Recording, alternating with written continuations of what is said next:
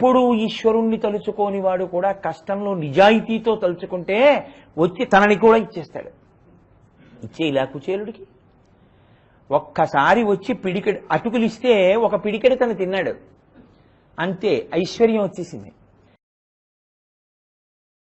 తేనె కానీ ఆ తేనె అన్ని వేళలా ఉపకారమే చేస్తుందా? చెయ్యదు. ఎందుకు చెయ్యదో తెలుసా అండి? తేనెకి కొన్ని అవలక్షణాలు ఉన్నాయి. తేనె మత్తెక్కించేటటువంటి లక్షణాన్ని కలిగి ఉంటుంది. తేనె బాగా తాగారనుకోండి మత్తెక్కిపోతుంది. అందుకే శ్రీరామాయణంలో సుందరకాండ చివర వానరులందరూ వెళ్ళి మధువనాన్ని భంజించి తేనె తాగుతారు. తేనె తాగితే మహర్షి గాయంతికి చిత్, ప్రణమంతికి చిత్, నృత్యంతికి చిత్, ప్రహసంతికి చిత్, ప్రళపంతికి చిత్, విచరంతికి చిత్ అంటారు. ఆ తేనె తాగి మత్తెక్కిపోయిన కోతులు కొన్ని నవ్వేయి, కొన్ని పాటలు పాడాయి, కొన్ని ఏడ్చేయి, కొన్ని నాట్యం చేసాయి, కొన్ని గంతులేసాయి. ఆ తేనెకి మత్తెక్కించే గుణం ఉంది. అందుకని తేనెని దేంతో పోలుస్తారంటే విషయములతో పోలుస్తారు. విషయములకు మత్తెక్కించే గుణం ఉంటుంది. విషయములు అంటే భోగములు అని మీరు మాట అనుకోండి. మనసుతో అనుభవించేటటువంటి కోర్కెలు ఏ ఉంటాయో ఆ కోర్కెలను తేనెతో పోలుస్తారు. ఎందుకు పోలుస్తారు అంటే ఇదే కారణం. తేనె తాగితే ఎంత మత్తుగా ఉంటుందో, ఎంత హాయిగా ఉన్నట్టుంటుందో, ఆపాత మధురముగా ఉన్నట్టుంటుందో, విషయములు కూడా అలాగే చాలా మధురముగా, చాలా మత్తెక్కించేవిగా ఉంటాయి. కానీ ఎక్కువ తేనె తీసుకుంటే ఇబ్బంది పెడుతుంది, చాలా వేడి చేసేస్తుంది. అందుకని తేనె ఎక్కువ తీసుకోకూడదు. మరి తేనెని సేకరించేటటువంటి గుణం ఉన్న ఒకటి ఉన్నాయి లోకంలో. అవి ప్రత్యేకంగా ఆ పేరుతోటే పిలువబడతాయి. తేనెటీగ అంటారు. తేనెటీగ దేనికి ప్రసిద్ధి అంటే తేనెని సేకరించి నశించిపోవడానికి ప్రసిద్ధి. తేనెని స్వీకరించి తేనెని సేకరించినటువంటి తేనెటీగ జీవితంలో బాగుపడదు. ఎందుకు బాగుపడదో తెలుసా అండి? ఒక్కటే కారణం, దాని బతుకంతా తేనె సేకరించడమే. దాని మీద నృసింహశతక కర్త పోలిక పోల్చి ఒక మాట కూడా అంటారు. లక్షాధికారైన తల్లి గర్భము నుండి ధనము తేడెవ్వడు వెళ్ళిపోయేడినాడు వెంటరాదు. లక్షాధికారైన లవణమన్నమే కాని మెరుగు బంగారంబు మింగబోడు. పొందుగా మరుగైన భూమి లోపల పెట్టి దాన ధర్మము లేక దాచి దాచి తుదకు దొంగలకిత్తురో దొరలకవునో. తేనెజుంటీగలీయవా తిరువరులకు భూషణ వికాస శ్రీధర్మ పురనివాస దుష్ట సంహార నరసింహ దురిత దూర అంటారు. తేనెటీగ పుట్టింది మొదలు దాని పని ఏమిటంటే ప్రతి పువ్వు మీదకి వెళ్ళి చుక్క చుక్క చుక్క చుక్క మకరందాన్ని పట్టుకొస్తుంది. పట్టుకొచ్చి చాలా కష్టపడి మైనంతో గదులు నిర్మాణం చేసి అందులో తేనెని దాస్తుంది. కారిపోకుండా గదులన్నీ మూస్తుంది. తేనె పట్టు బాగా తేనెతో నిండింది అని తెలుసుకున్న తరువాత ఒక వ్యక్తి ఏం చేస్తాడంటే ఆ తేనెటీగల పని ఏమిటంటే తేనె పట్టుని రక్షించుకోవడమే. అంత లోభత్వంతో ఉంటాయి ఆ తేనె యందు. వ్యక్తులు మరణిస్తారు కూడా తేనెటీగలు కుడితే. అందుకని అవి పగపట్టే లక్షణంతో కూడా ఉంటాయి, వెంటపడి కరుస్తాయి. అందుకని వాళ్ళు ఏం చేస్తారంటే ఒక నెగడు అంటే ఒక మంట పొగ ఎక్కువ వచ్చేటటువంటి రీతిలో మంటని ఏర్పాటు చేసి వెలిగించి పారిపోతారు. మంటకి రాజుకునే గుణం ఉంటుంది కదా, అది రాజుకుని ఆ వేడి పొగ వదులుతుంది పైకి. ఈ పొగకి తట్టుకోలేక ఈ తేనెటీగలన్నీ వెళ్ళిపోతాయి గూడు విడిచిపెట్టి. వెళ్ళిపోయి అవేం బుద్ధి పొందవు, మళ్ళీ ఇంకో పట్టు పెడతాయి. ఈయనేం చేస్తాడంటే మర్నాడు వస్తాడు, తేనెటీగలు ఏం లేవు అన్నీ మంటకి పొగకి వెళ్ళిపోయాయని గుర్తిస్తాడు. గుర్తించి ఆ తేనె పట్టుని తీసేస్తాడు. తీసేసి అది ఎంత కష్టపడి కడుతుందో గదులు, ఆ గదుల నిండా వాటి గుడ్లవి కూడా ఉంటాయి. ఆ పట్టుకుని పిండేస్తాడు.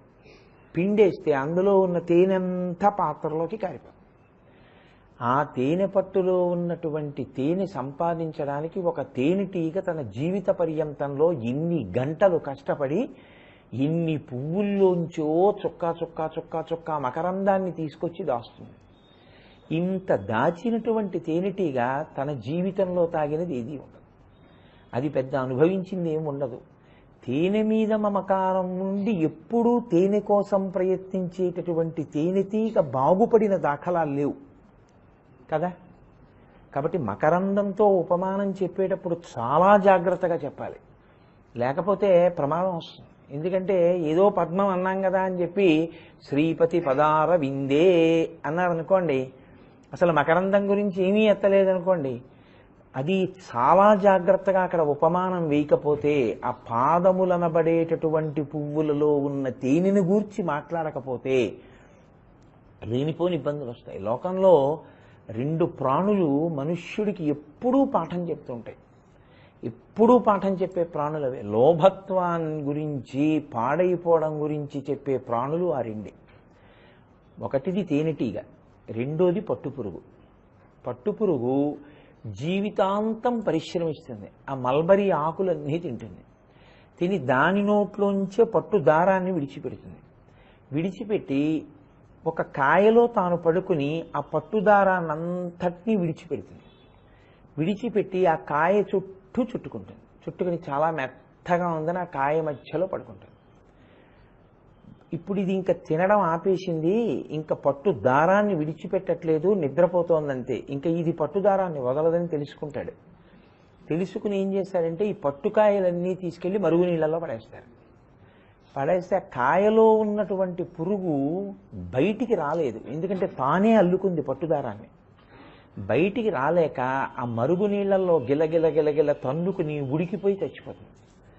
చచ్చిపోయిన తర్వాత కండి తీసేటటువంటి ఆ రాట్న ఉంటుంది, యువతల సూదికి ఆ కండి పెట్టి దారాన్ని తిప్పి లాగేస్తారు. కాయ ఒక్కటే మిగిలిపోతుంది. ఈ కాయలు ఏం చేస్తారంటే బయట విసిరేస్తారు. కాకులు తినేస్తే ఆ పురుగుల్ని, ఉడికిపోయి ఉంటాయి కదా, కాకులు తింటాయి. తాను కష్టపడి పట్టుపురుగు దారాన్ని తన చుట్టూ చుట్టుకుని దాంట్లో పడుకున్నటువంటి పాపానికి పట్టు దారం కోసం ఎన్ని పట్టు పురుగులు చచ్చిపోతాయో. అందుకే పెద్దలు ఓ మాట చెప్తారు, పుణ్యకార్యం చేసేటప్పుడు పట్టుబట్ట కట్టుకోకండి అని చెప్తారు. ఎందుకో తెలుసా అండి, ఒక్క పట్టుపంచ కట్టుకోవాలంటే ఎంత హింస జరుగుతుందో.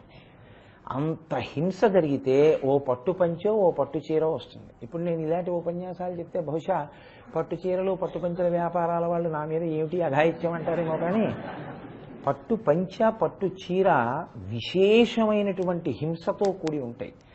ఒక్కొక్కసారి అవి కట్టుకుని చేసేటటువంటి పని యందు బుద్ధి లగ్నం కాదు కూడా. ఎందుచేత అంటే దాని ఎందున్నటువంటి హింస మీ మనసు మీద ప్రభావం చూపిస్తుంది. అందుకే పెద్దలు ఏం చెప్తారంటే, ఎప్పుడైనా ఏదైనా దీక్ష తీసుకున్నా, ఏదైనా ముఖ్యమైన కార్యంలో ఉన్నా పట్టుబట్టేందుకయా మడిబట్ట కట్టుకో నూలు బట్ట అంటారు. ఇదే కారణం. కంచికామకోటి పీఠాధిపతులు చంద్రశేఖరేంద్ర సరస్వతి స్వామి తరచు చెప్పేవారు, పట్టుబట్టలు కట్టుకోకండి అని చెప్పేవారు. పట్టుపురుగు మనకి జీవితంలో ఒక మార్గం చెప్తుంది, తేనెటీగా మార్గం చెప్తుంది. మరి ఇప్పుడు శంకరాచార్యుల వారు శ్రీపతి పదారవిందే, శ్రీ మహావిష్ణువు యొక్క పాదములను అరవిందములతో, తామర పూలతో పోల్చారు.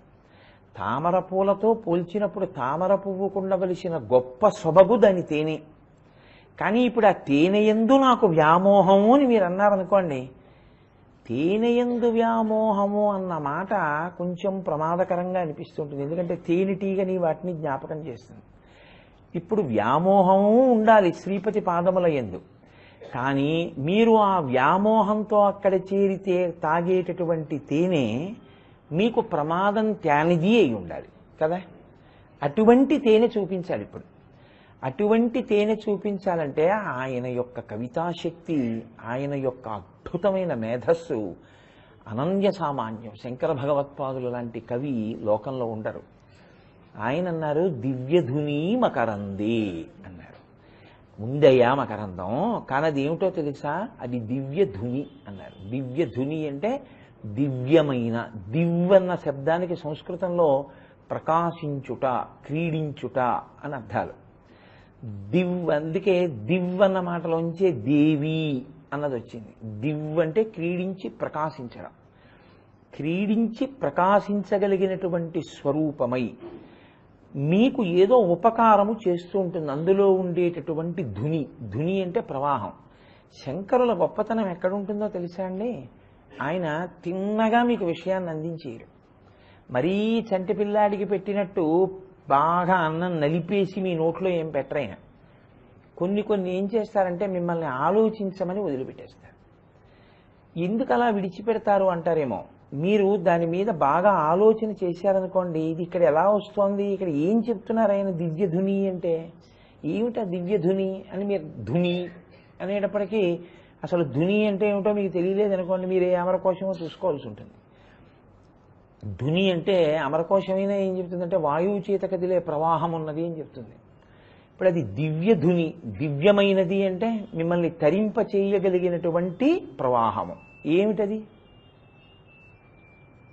అంటే అదేమిటో తెలిసి ఉండాలి కదా. ఆయన పాదములలో ఉన్న ప్రవాహం ఏముంటుంది, పాదములలో ప్రవాహం ఏముంటుంది, అది మీకు తెలిసి ఉంది. పోనీ ఏదో చెప్పారు ఎవరో, గంగండి, ఆకాశగంగ ఆయన పాదముల యందు పుట్టింది అన్నాను అనుకోండి. గంగ పాదములలో ఎలా పుడుతుందండి? అలా ఉండదు కదా లోకంలో. గంగ పాదాల్లోంచి ఎందుకు వస్తుంది? అప్పుడు మీకు మళ్ళీ అలా రావలసినటువంటి సందర్భం ఎక్కడొచ్చిందో మీరు స్మరించవలసి ఉంటుంది కదా. అంటే అది కుతూహలము అనో మాట ఉంటుంది. కుతూహలము అంటే ఉత్సుకత, తెలుసుకోవాలి, సమగ్రంగా తెలుసుకోవాలనేటటువంటి ఆలోచన. అది ఉందనుకోండి వాళ్ళు తరిస్తారు. అందుకే శంకర భగవత్పాదుల యొక్క సాహిత్యాన్ని మీరు జాగ్రత్తగా పరిశీలిస్తే ఆయన కొన్ని కొన్ని చెప్పకుండా మీకు విడిచిపెట్టేస్తారు. నేను మీతో పరమ యథార్థం మనవి చేస్తున్నాను, మీరు దాన్ని కరెక్ట్గా తెలుసుకోవాలి అనుకుంటే మీరు తపస్సే చేయాల్సి ఉంటుంది. నేను మీకు ఒక ఉదాహరణ చెప్పాలంటే ఆయన సౌందర్యలహరిలో ఒక శ్లోకం చేశారు. భ్రవౌ భుగ్నీ కించిత్ భువన భయభంగ వ్యసనిని అంటూ మొదలుపెట్టారు. అందులో సవ్యేతరకర గృహీతం రతిపతేహే అని ఊరుకున్నారు. సవ్యేతరకర గృహీతం రతిపతేహే అంటే సవ్యము కాని చేతితో మన్మధుడు పట్టుకున్నాడు. సవ్యము కాని చెయ్యి అంటే ఏ చెయ్యి? సౌందర్యలహరిలో గొప్పతనం ఏమిటో తెలుసా అండి? ఏదో చెయ్యలేండి అంటే ఆ శ్లోకానికి తాత్పర్యం రాదు. నేను ఒకసారి అమలాపురంలో ఈ శ్లోకం మీద ఉపన్యాసం చెప్తే ఓ ఇంజనీరింగ్ చదువుకుంటున్న కుర్రాడు మర్నాడు చార్ట్ మీద నేను చెప్పింది అర్థం చేసుకుని వేసి పట్టుకొచ్చాడు దాని తాలూకా డ్రాయింగ్. నేను నిజంగా ఆశ్చర్యపోయా, అద్భుతం, ఆ పిల్లాడికి ఎంత బాగా అర్థమైందని. సవ్యము అంటే కుడి అనుకోండి, సవ్యము కానిది ఎడమ. సవ్యము ఎడమ అనుకోండి, ఎడమ కానిది కుడి. సంస్కృతంలో వచ్చిన పెద్ద సమస్య ఏంటంటే దక్షిణం అంటే కుడి, వామం అంటే ఎడమ. సవ్యం అంటే కుడా ఎడమ? మీరు ఎడం చేత్తో ఏదైనా ఇస్తున్నారు అనుకోండి, ఎడరా అపసవ్యంగాను సవ్యంగా ఇయ్యి అన్నారనుకోండి, కుడి చేత్తో ఇమ్మని. మీరు శివాలయంలోకి వెళ్ళారనుకోండి, అందరూ ఒక్కలా ప్రదక్షిణం చేయకూడదని చెప్తోంది శైవాగమం. బ్రహ్మచారి అయితే పూర్ణ ప్రదక్షిణం చేయాలి, సన్యాసి అయితే అపసవ్య సవ్యం చెయ్యాలి, గృహస్థ అయితే సవ్యాపసవ్యం చెయ్యాలి. కాబట్టి ఇప్పుడు సవ్యం అంటే శివాలయంలోకి వెళ్ళి ఏమంటే సవ్యం చేయండి అన్నాను అనుకోండి, నేను మీరు గృహస్థు కదా సవ్యాపసవ్యం చేయండి అన్నాను అనుకోండి, మీరు మీ ఎడంచేతి వైపుకు వెళ్ళాలి. ఎడంచేతి వైపుకు వెడితే సవ్య ప్రదక్షిణ అవుతుంది. అప్పుడు మళ్ళీ ఇలా తిరిగి వచ్చి కుడి పక్క కడితే అపసవ్యం అవుతుంది. సవ్యాపసవ్యం చేయండి అంటారు కుడి చేతి గృహస్థుని. ఇప్పుడు సవ్యం అంటే ఎడం చెయ్యింది, ఎడం చెయ్యి కాంది కుడి చెయ్యింది, సవ్యేతరకరం.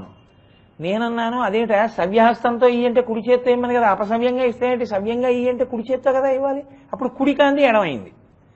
ఇప్పుడు ఎడమ కూడా సవ్యేతరకర గృహీతం రతిపతేహే అంటే ఎడమ కాదు కుడి అంటే ఆ శ్లోకార్థమే పోతుంది.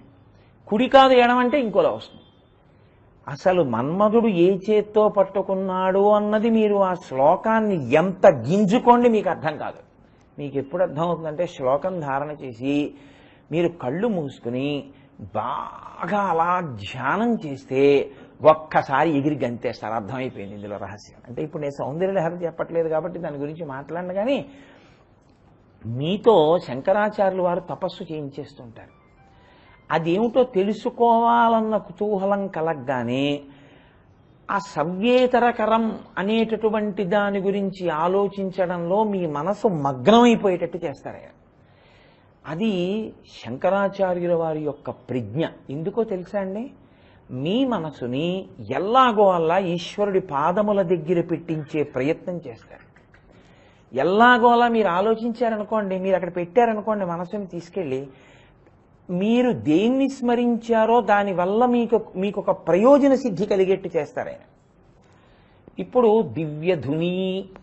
దివ్యధుని అంటే మీతో మనవి చేశాను నేను, దాని పెద్ద దాపరికం ఏం పెట్టను దాని గురించి. ఆకాశగంగ నేను నిన్న మీతో మనవి చేశాను, గంగ ఒక్కటే త్రిపథగా, మిగిలినవేవి త్రిపథగా కావు, ఒక్క గంగ మాత్రమే త్రిపథగా. త్రిపథగా అంటే 3 పేర్లతో 3 లోకములలో ప్రవహించింది ఆవిడ. కాబట్టి అందుకని ఆవిడ దివ్యధుని. ఆవిడ స్వర్గంలో ప్రవహిస్తే మందాకిని, ఆవిడ భూమి మీద ప్రవహిస్తే భాగీరథి, ఆవిడ పాతాళంలో ప్రవహిస్తే భోగవతి. పేర్లు మారుతాయి కానీ 3 లోకముల యందు ప్రవహించింది మాత్రము గంగయే. 3 లోకములలో 3 పేర్లతో ప్రవహించిన ఆవిడ లక్షణం ఏమిటంటే అవతల వాళ్ళని ఉద్ధరించడమే. ఉద్ధరించేటటువంటిది ఏది ఉందో అది తన పాదముల యందు ఉన్నవాడు. తన పాదముల యందు ఉంటే ఆయన ఎక్కడ నిలబడితే అక్కడ నీళ్లు వస్తుండవా? అసలు పాదములలో నీళ్ళు ఎలా వచ్చాయి? ఇప్పుడు ఇది మీరు స్మరించే ప్రయత్నం చేశారనుకోండి, శంకర భగవత్పాదుల యొక్క ప్రజ్ఞా విశేషం అక్కడ ఉంది. భాగవతాంతర్గతంగానూ ఇతర పురాణాల్లోనూ వర్ణింపబడినటువంటి వామన కథని మీరు ఇప్పుడు పరిశీలనం చేయవలసి ఉంటుంది. మీరు ఆ కథని పరిశీలనం చేస్తే వచ్చేటటువంటి లక్షణం ఏమిటో తెలుసా అండి? వామనమూర్తి కథని మీరు ఎప్పుడైనా స్మరిస్తే మీరు చేసిన కార్యంలో లోపాలు ఏమైనా ఉంటే అవన్నీ కూడా పోయి పూర్ణమైపోతుంది. ఎందుకంటే శ్రాద్ధకర్మ అని ఒకటి చేస్తూ ఉంటారు. శ్రాద్ధకర్మ అంటే అత్యంత శ్రద్ధతో చేయవలసినది అని. శ్రద్ధ అంటే ఏమిటి? శ్రద్ధతో చేసినది శ్రాద్ధము. శ్రద్ధ అంటే శంకరాచార్యుల వారు భాష్యం చేశారు ఒక చోట, శాస్త్రస్య గురువాక్యస్య సత్యబుద్ధ్యావధారణ. శాస్త్రము గురువుగారు చెప్పినవి ఈ 2 పరమసత్యములు అనేటటువంటి బుద్ధితో చేసిన వాడెవడో అలా చేసిన వాడు చేసినటువంటి పనికి శ్రద్ధతో చేసిన పని అని పేరు. సా శ్రద్ధ కదితా సిద్భి యయా వస్తూపలభ్యతే అన్నారాయన. దాన్ని శ్రద్ధ అంటారు. అలా ఎవరు చేశారో వారికి ఆయా వస్తువులు లభ్యమవుతాయి. అన్నిటికన్నా కష్టం ఏమిటో తెలుసా అండి? శ్రాద్ధం పెట్టడమే. అదేంటండి అంత మాట అన్నారు మీరు అంటారేమో. అయ్యా దీనికి ఏదో భంగపాటు జరిగింది. సా శ్రద్ధ కదితా సిద్ధి అంటారు. నేను ఆపన ఒక్క క్షణం ఇబ్బంది లేకుండా. సా శ్రద్ధ కదితా సిద్ధి యయా వస్తూపలభ్యతే. అటువంటి స్థితికి శ్రద్ధ అని పేరు. అది మీరు కోరుకున్న వాటిని సిద్ధింపచేస్తుంది. శ్రాద్ధం పెట్టడం కష్టమో అని నేను ఎందుకన్నానో తెలుసా అండి? పితృదేవతలు ఏడాదికి ఓసారే వాళ్ళు వచ్చేది. వాళ్ళు ఎలా పడితే అలా ఏం తీసుకోరు. వాళ్ళు తీసుకోవాలంటే ముందు రోజే దీక్షాస్వీకారం చెయ్యాలి. ముందు రోజు దీక్షాస్వీకారం చెయ్యాలి. మీరు ఇంట్లో వండుకోవడానికి తెచ్చుకున్న వాటిలోంచి ఏది ఏ శేషాన్ని పితృకార్యానికి వినియోగించకూడదు. మీరు కేజీ కందిపప్పు నెల మొదట్లో తెచ్చుకుని అందులో మిగిలిపోయిన కందిపప్పుతో పప్పు వండి వచ్చిన వాళ్ళకి భోజనం పెడితే స్వీకరించరు పితృదేవతలు. పితృకార్యానికి వచ్చే పదార్థం అంతా వేరుగా తెచ్చి అక్కడ పెట్టాలి. పూజా విధానాన్ని మార్చుకోవాలి. ఆ రోజున పూజ అంతా చేయడానికి వీల్లేదు. నేను ఆ కోటేశ్వరారు ఏంటి ఇలా చెప్తున్నారంటే మీరు మార్కండేయ పురాణం చూడండి. శ్రాద్ధకర్మ గురించి ఎంత వివరణ ఉందో అందులో. మనకి ఏదైనా వేదమేగా ప్రమాణము, శృతి స్మృతి పురాణములేగా ప్రమాణములు. శ్రాద్ధకర్మ చాలా కష్టం. అందుకే పెద్దలు ఏం చెప్తారంటే శ్రాద్ధకర్మ చేస్తే వామనమూర్తి యొక్క ఘట్టాన్ని ఓసారి స్మరణ చేయమంటారు. చాలా కష్టమైన పని, నువ్వు పూర్ణంగా చేయలేని పని వామనమూర్తి ఘట్టాన్ని స్మరిస్తే పూర్తయిపోతుంది. మీరు శాస్త్రీయంగా చేసినట్టే. అందులో దోషాలుంటే సర్దుకుంటాయి. అలాగే చాలా చాలా కష్టం ముహూర్తంలో ఉపనయనానికి ముహూర్తం పెట్టడం. అసలు ఉపనయన ముహూర్తం పెట్టడం చాలా కష్టం. ఈ జ్యోతిషంలో ప్రవేశం వాళ్ళకి తెలుస్తుంది. అటువంటి ముహూర్తం దొరకడమే చాలా కష్టమైతే ఖచ్చితంగా ఆ ముహూర్తానికి బ్రహ్మోపదేశం అవ్వాలి. ఆ ముహూర్తానికి బ్రహ్మోపదేశం అవ్వడం కూడా చాలా కష్టమే. అప్పుడే గాయత్రి భాషిస్తుంది. అప్పుడు కూడా ఏం చెప్తారంటే ఇంత క్లిష్టమైనవి పూర్తి అవ్వాలంటే సశాస్త్రీయముగా పూర్తయిపోయినటువంటి ఫలితము కలగాలి అంటే వామనమూర్తి ఆవిర్భావ ఘట్టాన్ని ఒకసారి చదవమంటారు. ఓసారి మీరు స్మరించాలి మనసులో. స్మరిస్తే పైగా శ్రీ మహావిష్ణువు యొక్క ద్వాదశనామములలో కేశవాయ నమః, నారాయణాయ నమః, వామనాయ నమః అంటూ మనం వామనమూర్తి నామాన్ని కూడా స్మరిస్తాం.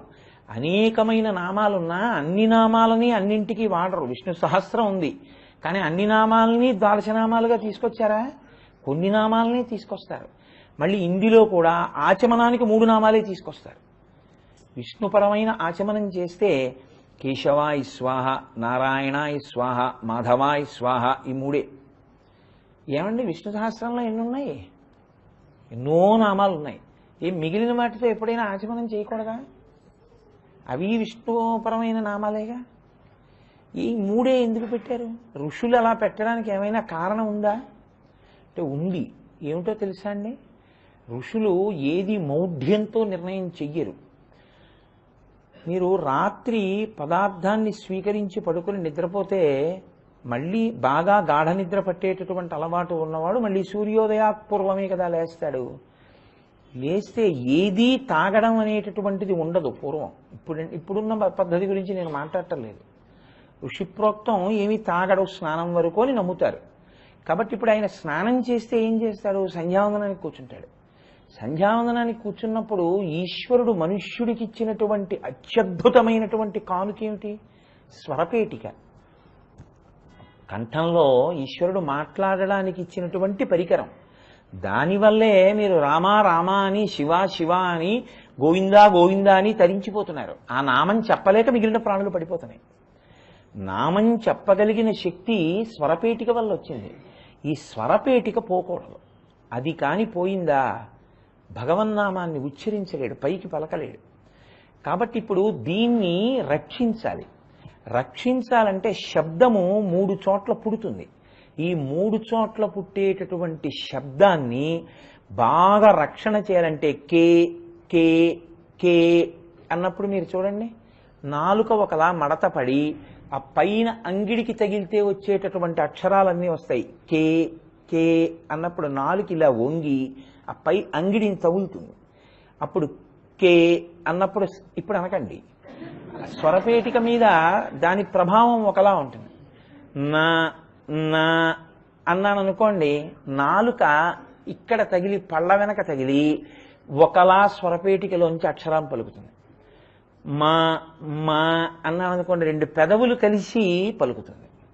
3 రకాలుగా అన్ని అక్షరాలు ఎలా పలుకుతాయో అలా పలుకుతాయి ఈ మొదటి 3 అక్షరాలు. ఇప్పుడు ఈ 3 అక్షరాలతో నువ్వు గింజ మునిగినంత నీరు మాత్రమే చప్పుడవకుండా పుచ్చుకున్నారనుకోండి, గుటక వెయ్యాలి.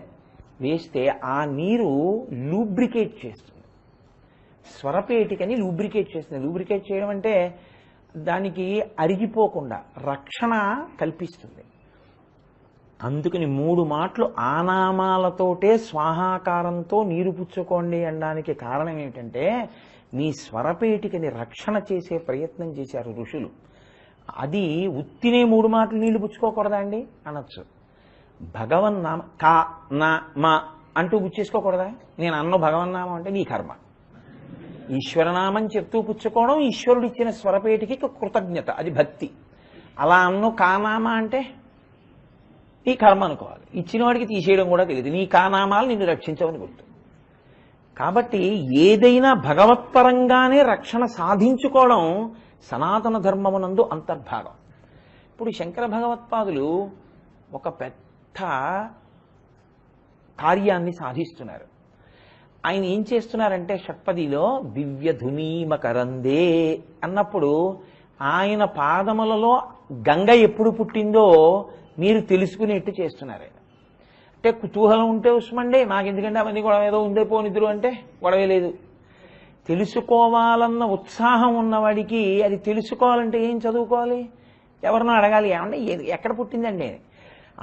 మీరు వామనమూర్తి కథ చూడండి, అందులో ఉంటుంది ఆయన పాదాల్లో ఎలా వచ్చిందో గంగ అన్నారనుకోండి, మీరు జాగ్రత్తగా అదంతా చదువుతారు. చదివిన తర్వాత మీకు అర్థమవుతుంది, ఓ అలా పుట్టిందనమాట గంగని. అది చదవడం పూర్తవగానే ఏమవుతుందంటే మీరు ఏ కార్యాన్ని మొదలుపెట్టారో ఆ కార్యం నిర్విఘ్నంగా పూర్తయ్యే లక్షణం వస్తుంది. సప్తపది దేనికోసం ఇస్తున్నారు? మనుష్య జన్మ యొక్క సార్థకత గురించి ఇచ్చారు శంకరాచార్యులు వారు జిజ్ఞాసుకి.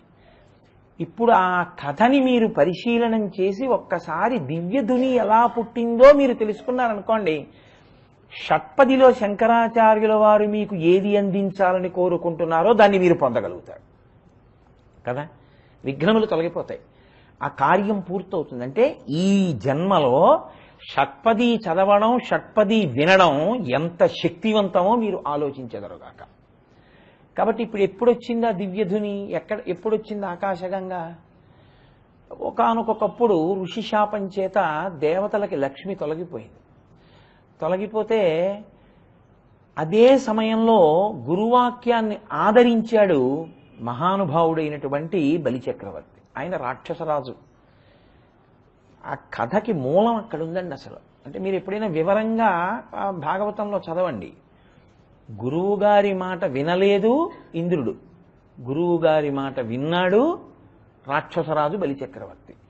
గురువుగారి మాట కాదన్నాడు, పోయింది ఐశ్వర్యం అంతా ఇంద్రుడికి. గురువుగారి మాట ఒప్పుకున్నాడు, గురువుగారి మాట ఔదల దాల్చాడు, ఐశ్వర్యం ఎత్తుకుంది బలిచక్రవర్తికి. అసలు బలిచక్రవర్తికి స్వర్గం రావడానికి, ఇంద్రుడికి పోవడానికి కారణం గురువాక్యమే. బలిచక్రవర్తి గెలిచేస్తాడు స్వర్గాన్ని అని తెలుసుకున్నటువంటి ఆ ఇంద్రుడు, ఎందుకనంటే శుక్రాచార్యుల వారు యజ్ఞం చేయించారు, అందులో ఆయనకు ఒక గొప్ప రథం, ధనస్సు అన్నీ వచ్చాయి. బలిచక్రవర్తికి స్వర్గాన్ని గెలిచేస్తాడు తెలిసిపోయింది. బృహస్పతి దగ్గరికి వెళ్ళాడు, వాళ్ళకి గురువు ఆయన కదా. వెళ్ళి ఆయన్ని అడిగాడు, ఏమండి బలిచక్రవర్తి యుద్ధానికి వస్తున్నాడు, నేను ఏం చెయ్యాలి, ఎలా గెలవాలని అడిగాడు. అంటే ఆయన అన్నాడు, ప్రస్తుతానికి సింహాసనం విడిచిపెట్టి ఎక్కడికైనా పో అన్నాడు. అదేమిటన్నాడు, ఇప్పుడు అతనికి గురుబలం ఉంది. అతను గురువుగారి మాట బాగా మన్నించాడు, గురువుగారి మాట విన్నాడు. మళ్ళీ ఎప్పుడో గురువుగారి మాట వినడం మానేస్తాడు. రాక్షస బుద్ధి కదూ. ఎప్పుడో అప్పుడు గురువుగారి మాట తిరస్కరిస్తాడు. గురువుగారు చెప్పినా నేను అలా చేయనంటాడు. గురువుగారు మాట తిరస్కరిస్తే గురువుగారు శాపం ఇస్తాడు. అప్పుడు పోతుంది ఐశ్వర్యం, అప్పుడు పోతే నీకు వస్తుంది. కాబట్టి ఇప్పుడు నా చేతిలో లేదు, నీ చేతిలో లేదు, దేవతల చేతిలో లేదు, ఎవరి చేతిలో లేదు. నువ్వు వెళ్ళి ఆయన గురువుగారి మాట తప్పేంత వరకు నువ్వు వెళ్ళి అరణ్యాల్లో కూర్చో అన్నాడు. ఎంత దరిద్రం అనుభవించాడో తెలుసా అండి ఇంద్రుడు. గురువాక్యమునందు నమ్మకంతో వామనమూర్తి ఘట్టం ప్రారంభం. మీకు కూడా షట్పది మిమ్మల్ని ఉద్ధరిస్తుందని జగద్గురువులైన శంకరుల వాక్యం మీద నమ్మకం ఉంటే మీరు బలిచక్రవర్తిలాగే ఒకసారి పొంది పోగొట్టుకోవడం కాదు, ఎప్పటికీ పొందేటట్టుగా పొందుతారు. ఎందుకంటే బలిచక్రవర్తి ఒకసారి పోగొట్టుకున్న విష్ణుపదాన్ని చేరిపోయాడు, మీరు కూడా చేరిపోతారు. ఇప్పుడు ఇంద్రుడు వెళ్ళిపోయాడు. అసలు పోతన గారైతే అన్నారు, అష్టమ స్కంధం అనుకుంటాను, ఎండకన్నెరుగని ఇంద్రుని ఇల్లాలు పలుపంచలను జాలి పడిన నీడు, త్రిభువన సామ్రాజ్య విభవమ్ము కోల్పోయి దేవేంద్రుడు అడవుల తిరిగి నీడు, కలిమి గారాబు బిడ్డలు జయంతాదులు శబరార్భకుల వెంట చనిది నీడు, అమరులకు ఆధారమౌ అమరావతి అసురుల కాటపట్టయ్య నీడు, బలి జగముల నెల్ల బలియుచునున్నాడు వాని గెలువరాదు వాసవనకు, యాగభాగమెల్ల అతడాహరించును కడగి దేవతలకొక్క కడియ నీడు అంది అదితి. కశ్యప ప్రజాపతి ఇంటికి వస్తే మరి అదితి కొడుకు కదండి ఇంద్రుడు. ఇంద్రుడికి రాజ్యం పోయింది, అందుకని ఆవిడ ఏడ్చింది కశ్యప ప్రజాపతి దగ్గర. నా కొడుకు ఎంత బాధపడుతున్నాడో తెలుసా, ఎండకన్నిరుగని ఇంద్రుని ఇల్లాలు పలుపంచలను జాలి పడిన నేడు అంది. శచీదేవి ఆవిడే సామాన్యమైంది కాదు. లలితా సహస్రంలో పులోమజార్చిత అని ఒక నామం. ఆవిడ చేసిన పూజకి ఇంద్రుడికి వైభవం వచ్చింది అని. అటువంటి తల్లి ఇవాళ 4 ఇళ్లల్లో పనులు చేసుకుని బతుకుతోంది తన కోడలు. అది అత్తగారిగా ముందు పడిన బాధ కోడలు గురించి. ఎండకన్నెరుగని ఇంద్రుని ఇల్లాలు పలుపంచలను జాలి పడెను నేడు, త్రిభువన సామ్రాజ్య విభవమ్ము కోల్పోయి దేవేంద్రుడు అడవుల తిరిగి నేడు. త్రిభువన సామ్రాజ్య వైభవం పోయి అరణ్యాల వెంట తిరుగుతున్నాడు ఇంద్రుడు. సరే, కలిమిగారాబు బిడ్డలు ఐశ్వర్యవంతుని యొక్క కుమారులైనటువంటి ఆ జయంతాదులు అడవి అంటారు. ఎప్పుడూ ఈశ్వరుణ్ణి తలుచుకోని వాడు కూడా కష్టంలో నిజాయితీతో తలుచుకుంటే వచ్చి తనని కూడా ఇచ్చేస్తాడు. ఇచ్చే ఇలా కుచేలుడికి ఒక్కసారి వచ్చి పిడికెడు అటుకులిస్తే ఒక పిడికెడు తను తిన్నాడు, అంతే ఐశ్వర్యం వచ్చేసింది. ఇంకొక పిడికెడు తీసి పోసుకుంటున్నాడు, అంతే గబగబా వచ్చి రుక్మిణీదేవి రూపంలో ఉన్న లక్ష్మీదేవి ఆయన చేయి పట్టుకుంది. మురహరుడు పిడికెటటుకుల కరమొప్పగ నారహించి కౌతూహలి అయి వేరొక పిడికెడు కొన కరమప్పుడు పట్టె కమల కరకమలమునన్నారు పోతన గారు. పరిగెత్తుకొచ్చి పట్టుకుంది ఆ చెయ్యి. ఒక పిడికెడు తింటే ఏమిచ్చారో నాకు తెలిసి, ఇంకా ఇంటికి వెళ్ళలేదు కాబట్టి కుచేలుడికి తెలియదు. ఇంకొక పిడికెడు తిన్నారో నన్ను కూడా ఇచ్చేస్తారు, తినకండి. అంతటి భక్త సులభుడైన, మీరు భక్తితో ఆయన్ని సేవించాలి కానీ ఏమైనా ఇవ్వగలడు ఆయన. అంతటి స్వభావం ఉన్నవాడు కదా, ఆయన్ని సేవిస్తావా నన్ను అడుగుతావా? నన్ను అడుగుతావే కొడుక్కి రాజ్యం కావాలని. భగవంతున్ పరమున్ జనార్దనున్ కృపాపారీడు సర్వాత్మకున్ శ్రీహరి సేవ చేయుమతడున్ సంతుష్టుని పొంది నీకగు ఇష్టార్థములెల్లనిచ్చు. నీకేం కావాలో అవన్నీ ఇస్తాడు. శ్రీ మహావిష్ణువుని సేవించు అన్నాడు. ఆవిడంది ఏమని వ్రతం చేయనండి. సరే, ఆయన ఏదో చెప్పాడు. అడవి పంది పైకెత్తినటువంటి మట్టి తీసుకుని దాంతో వ్రతం చెయ్యినాళ్ళు నిష్టగా చేస్తే ఈశ్వరుడు నీకు ప్రత్యక్షం అవుతాడు. ఆవిడ చేసింది అలాగే. చేస్తే ఈశ్వరుడు ప్రత్యక్షం అయ్యాడు ఆవిడికి. అబ్బో, ఏం పోతన గారండి, ఎప్పుడో చదివిన ఘట్టంగానే చాలా సంతోషంగా ఉంటుంటుంది.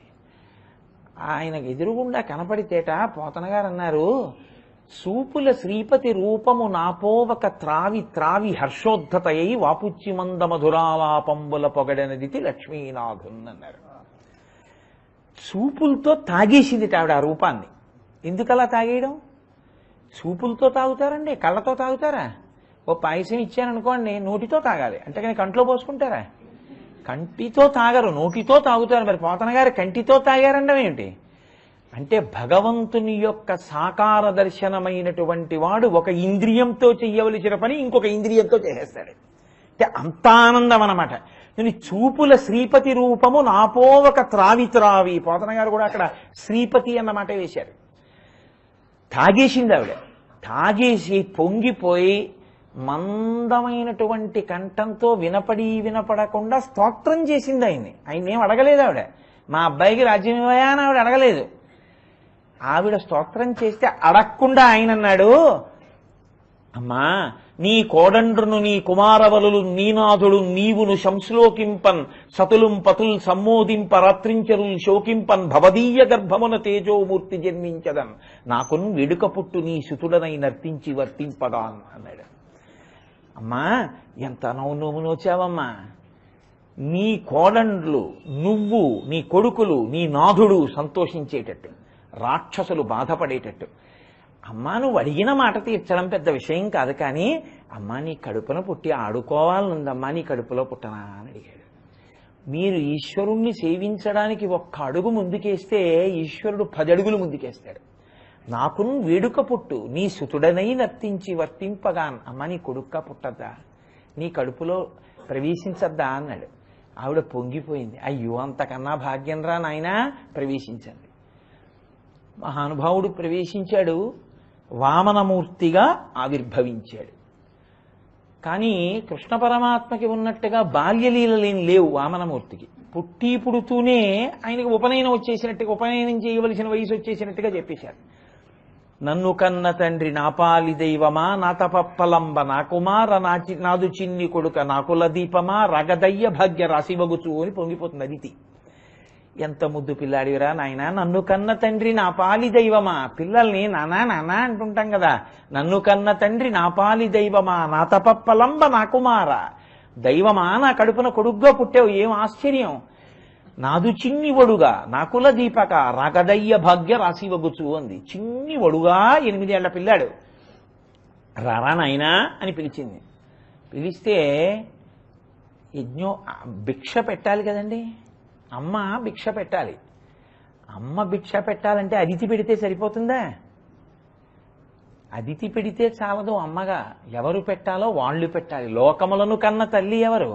మా అమ్మ అన్నపూర్ణ, మా అమ్మ భవాని, ఆవిడ పెట్టాలి. అందుకే యక్షేషుడు వామనునకు భిక్షాపాత్రికనిచ్చెను. యక్షేషుడు వామనునకు అక్షయమనుచున్ సాక్షాత్కరించి పెట్టెను భిక్షునకు భవాని పూర్ణ భిక్ష నరేంద్ర. ఆ యక్షేషుడు అంటే కుబేరుడు. కుబేరుడు భిక్షాపాత్ర తీసుకొచ్చి ఇచ్చాడు పిల్లాడికి. ఆ పిల్లాడు ఇలా భిక్షాపాత్ర పట్టుకున్నాడు. శ్రీ మహావిష్ణువే వామనమూర్తిగా వస్తే ఆయనకి భిక్ష పెట్టడానికి తల్లిగా ఎవరు రావాలి? లోకములను కన్న తల్లి మా అమ్మ భవానీయే రావాలి. ఎందుకని? కరాంగుళి నఖోత్పన్న నారాయణ దశాకృతి. మా అమ్మ ఇలా అంటే 10 గోళ్లలోంచి 10 అవతారాలు వచ్చాయి. ఆయన తల్లి ఆవిడే. అందుకని ఆవిడే రావాలి. భవాని పూర్ణభిక్ష నరేంద్ర. భవాని అంటే భౌని భార్య, భౌడంటే శంకరుడు. అంటే పార్వతీదేవి వచ్చి పూర్ణభిక్ష పెట్టింది ఆయనకి. అంతే, బ్రహ్మచారి వటువు అయిపోయింది. యజ్ఞోపవీతం వేసేసుకున్నాడు. గురువుగారి దగ్గరికి వెళ్ళాలి. అమ్మా అక్కడెక్కడో యజ్ఞం జరుగుతోందమ్మా, ఓసారి వెళ్ళొస్తానన్నాడు. వెళ్ళిరారా నాయన అంది. ఆవిడికి కావాలిగా రాజ్యం, ఇంద్రుడికి ఇప్పించాలిగా. వెళ్ళాడు. బలిచక్రవర్తి యజ్ఞం చేస్తున్నాడు. అబ్బో ఎంత పొంగిపోయారో పోతన గారు. కొందరితో చర్చించును, కొందరితో ముచ్చటాడు, కొందరు నవ్వును, కొందరితో తర్కించును, కొందరితో జటలు చెప్పు. అలా నడుస్తున్నాడు ఆ యజ్ఞమాటంలో. కొందరితోటేమో వాళ్ళు ఘన జట చెప్తుంటే వెళ్ళి అక్కడ కూర్చుని జట చెప్తున్నాడు. కొందరితోనేమో ఏమంటే మీ గురువు గారు ఎవరు? ఓ ఫలానాయా, మహానుభావుడు కదండి అంటున్నాడు. కొందరి దగ్గరికి వెళ్ళి మీరు స్వరం తప్పు చెప్పారని చెప్పి స్వరం దిద్దుతున్నాడు. అక్కడ ఉన్న ఘనాపాటీలు బ్రాహ్మణులు చూసి ఇంతున్నాడు పిల్లాడి, ఎవర్రా ఇంత తేజోవంతుడు? శుంభుండో భవుడో పయోజభవుడో చండాంశుడో వహ్నియో దంభాకారత వచ్చకాక ధరణిం ధాత్రీ సుటుండెవ్వడీ శుంభజ్యోతనుడీ పయోజభవుడంచు విస్మయ భ్రాంతులై సంభాషించిరి బ్రహ్మచారికని తత్సభ్యుల్ రహస్యంబునన్. ఎవరీ పిల్లాడు? శంభుడా? పరమశివుడు వచ్చాడా? విష్ణు వచ్చాడా? కుబేరుడు వచ్చాడా? సూర్యుడు వచ్చాడా? ఏమిటి తేజస్సు ఏమిటి? ఇంతున్నాడు ఈ పిల్లాడు. ఆశ్చర్యపోతున్నారు వాళ్ళు. ఈయన తిన్నహ బలిచక్రవర్తి దగ్గరికి వెళ్ళాడు. బ్రహ్మచారి వచ్చినా సన్యాసి వచ్చినా మర్యాద గృహస్థు పాటించాలి. ఎందుకంటే వాళ్ళకి భిక్ష పెట్టడానికే ఆ ఆశ్రమం, గృహస్థాశ్రమం. వెంటనే ఆయన లేచి నిలబడ్డాడు. బ్రహ్మచారికి ఆశీర్వచనం చేసే అధికారం ఉంది. అందుకని ఈయన అన్నాడు, స్వస్తి జగత్రీభువన శాసనకర్తకు హాసమాత్ర విధ్వస్త నిలింపభర్తకు సుధారాపద వ్యవహర్తకున్ మునీంద్రస్తుత మంగళాద్ధర విధాన విహర్తకు నిర్జరీగలంజస్త సువర్ణ సూత్ర పరిహర్తకు దానవలోకభర్తకున్ అన్నాడు. విశ్వనాథ సత్యనారాయణ గారు భాగవతం మీద పరిశీలనం చేస్తూ ఇలాంటి పద్యం రాయగలిగిన మొనగాడికి తెలుగుదేశంలో పుట్టడన్నారు. స్వస్తి జగత్రీభువన శాసనకర్తకు హాసమాత్ర విధ్వస్త నిలింపభర్తకు సుధారాపద వ్యవహర్తకున్ మునీంద్రస్తుత మంగళాద్ధర విధాన విహర్తకు నిర్జరీగలంజస్త సువర్ణ సూత్ర పరిహర్తకు దానవలోకభర్తకున్. స్వస్తి అంటే శుభం. లోపల ఇక్కడతో స్వస్తి, ఇహ నీకు పోతోంది రాజ్యం. లోపల ఒకటి ఆశీర్వచనం, పైకి ఆశీర్వచనం, లోపల ఇక్కడతో స్వస్తి. స్వస్తి జగత్రీభువన శాసనకర్తకు. ఇంకా నువ్వు 3 లోకాలు పాలించవు, వచ్చేసాను నేను. స్వస్తి జగత్రీభువన శాసనకర్తకు హాసమాత్ర విధ్వస్త నిలింపభర్తకు. రాక్షసుల్ని దేవతల్ని ఓడించగలిగిన వాడికి దేవతల మెళ్లల్లో, దేవతల యొక్క భార్యల మెళ్లల్లో ఉండేటటువంటి మంగళసూత్రములను అపహరించగలిగినటువంటి వాడి శక్తికి, మీ గురువులు చెప్పినట్టుగా యజ్ఞాలు చేసేటటువంటి శక్తి ఉన్నటువంటి నీకు స్వస్తి అగుగాక. అంటే ఇవాల్టితో ఇవన్నీ ఆగిపోవుగాక. ఆయన యజ్ఞేశుడు కదండి, యజ్ఞపురుషుడు. యజ్ఞభృత్యజ్ఞకృత్యజ్ఞీ యజ్ఞభుక్యజ్ఞసాతన యజ్ఞాంతకృత్యజ్ఞగుహ్యం అన్నమన్న అదయేవచ అని కదా.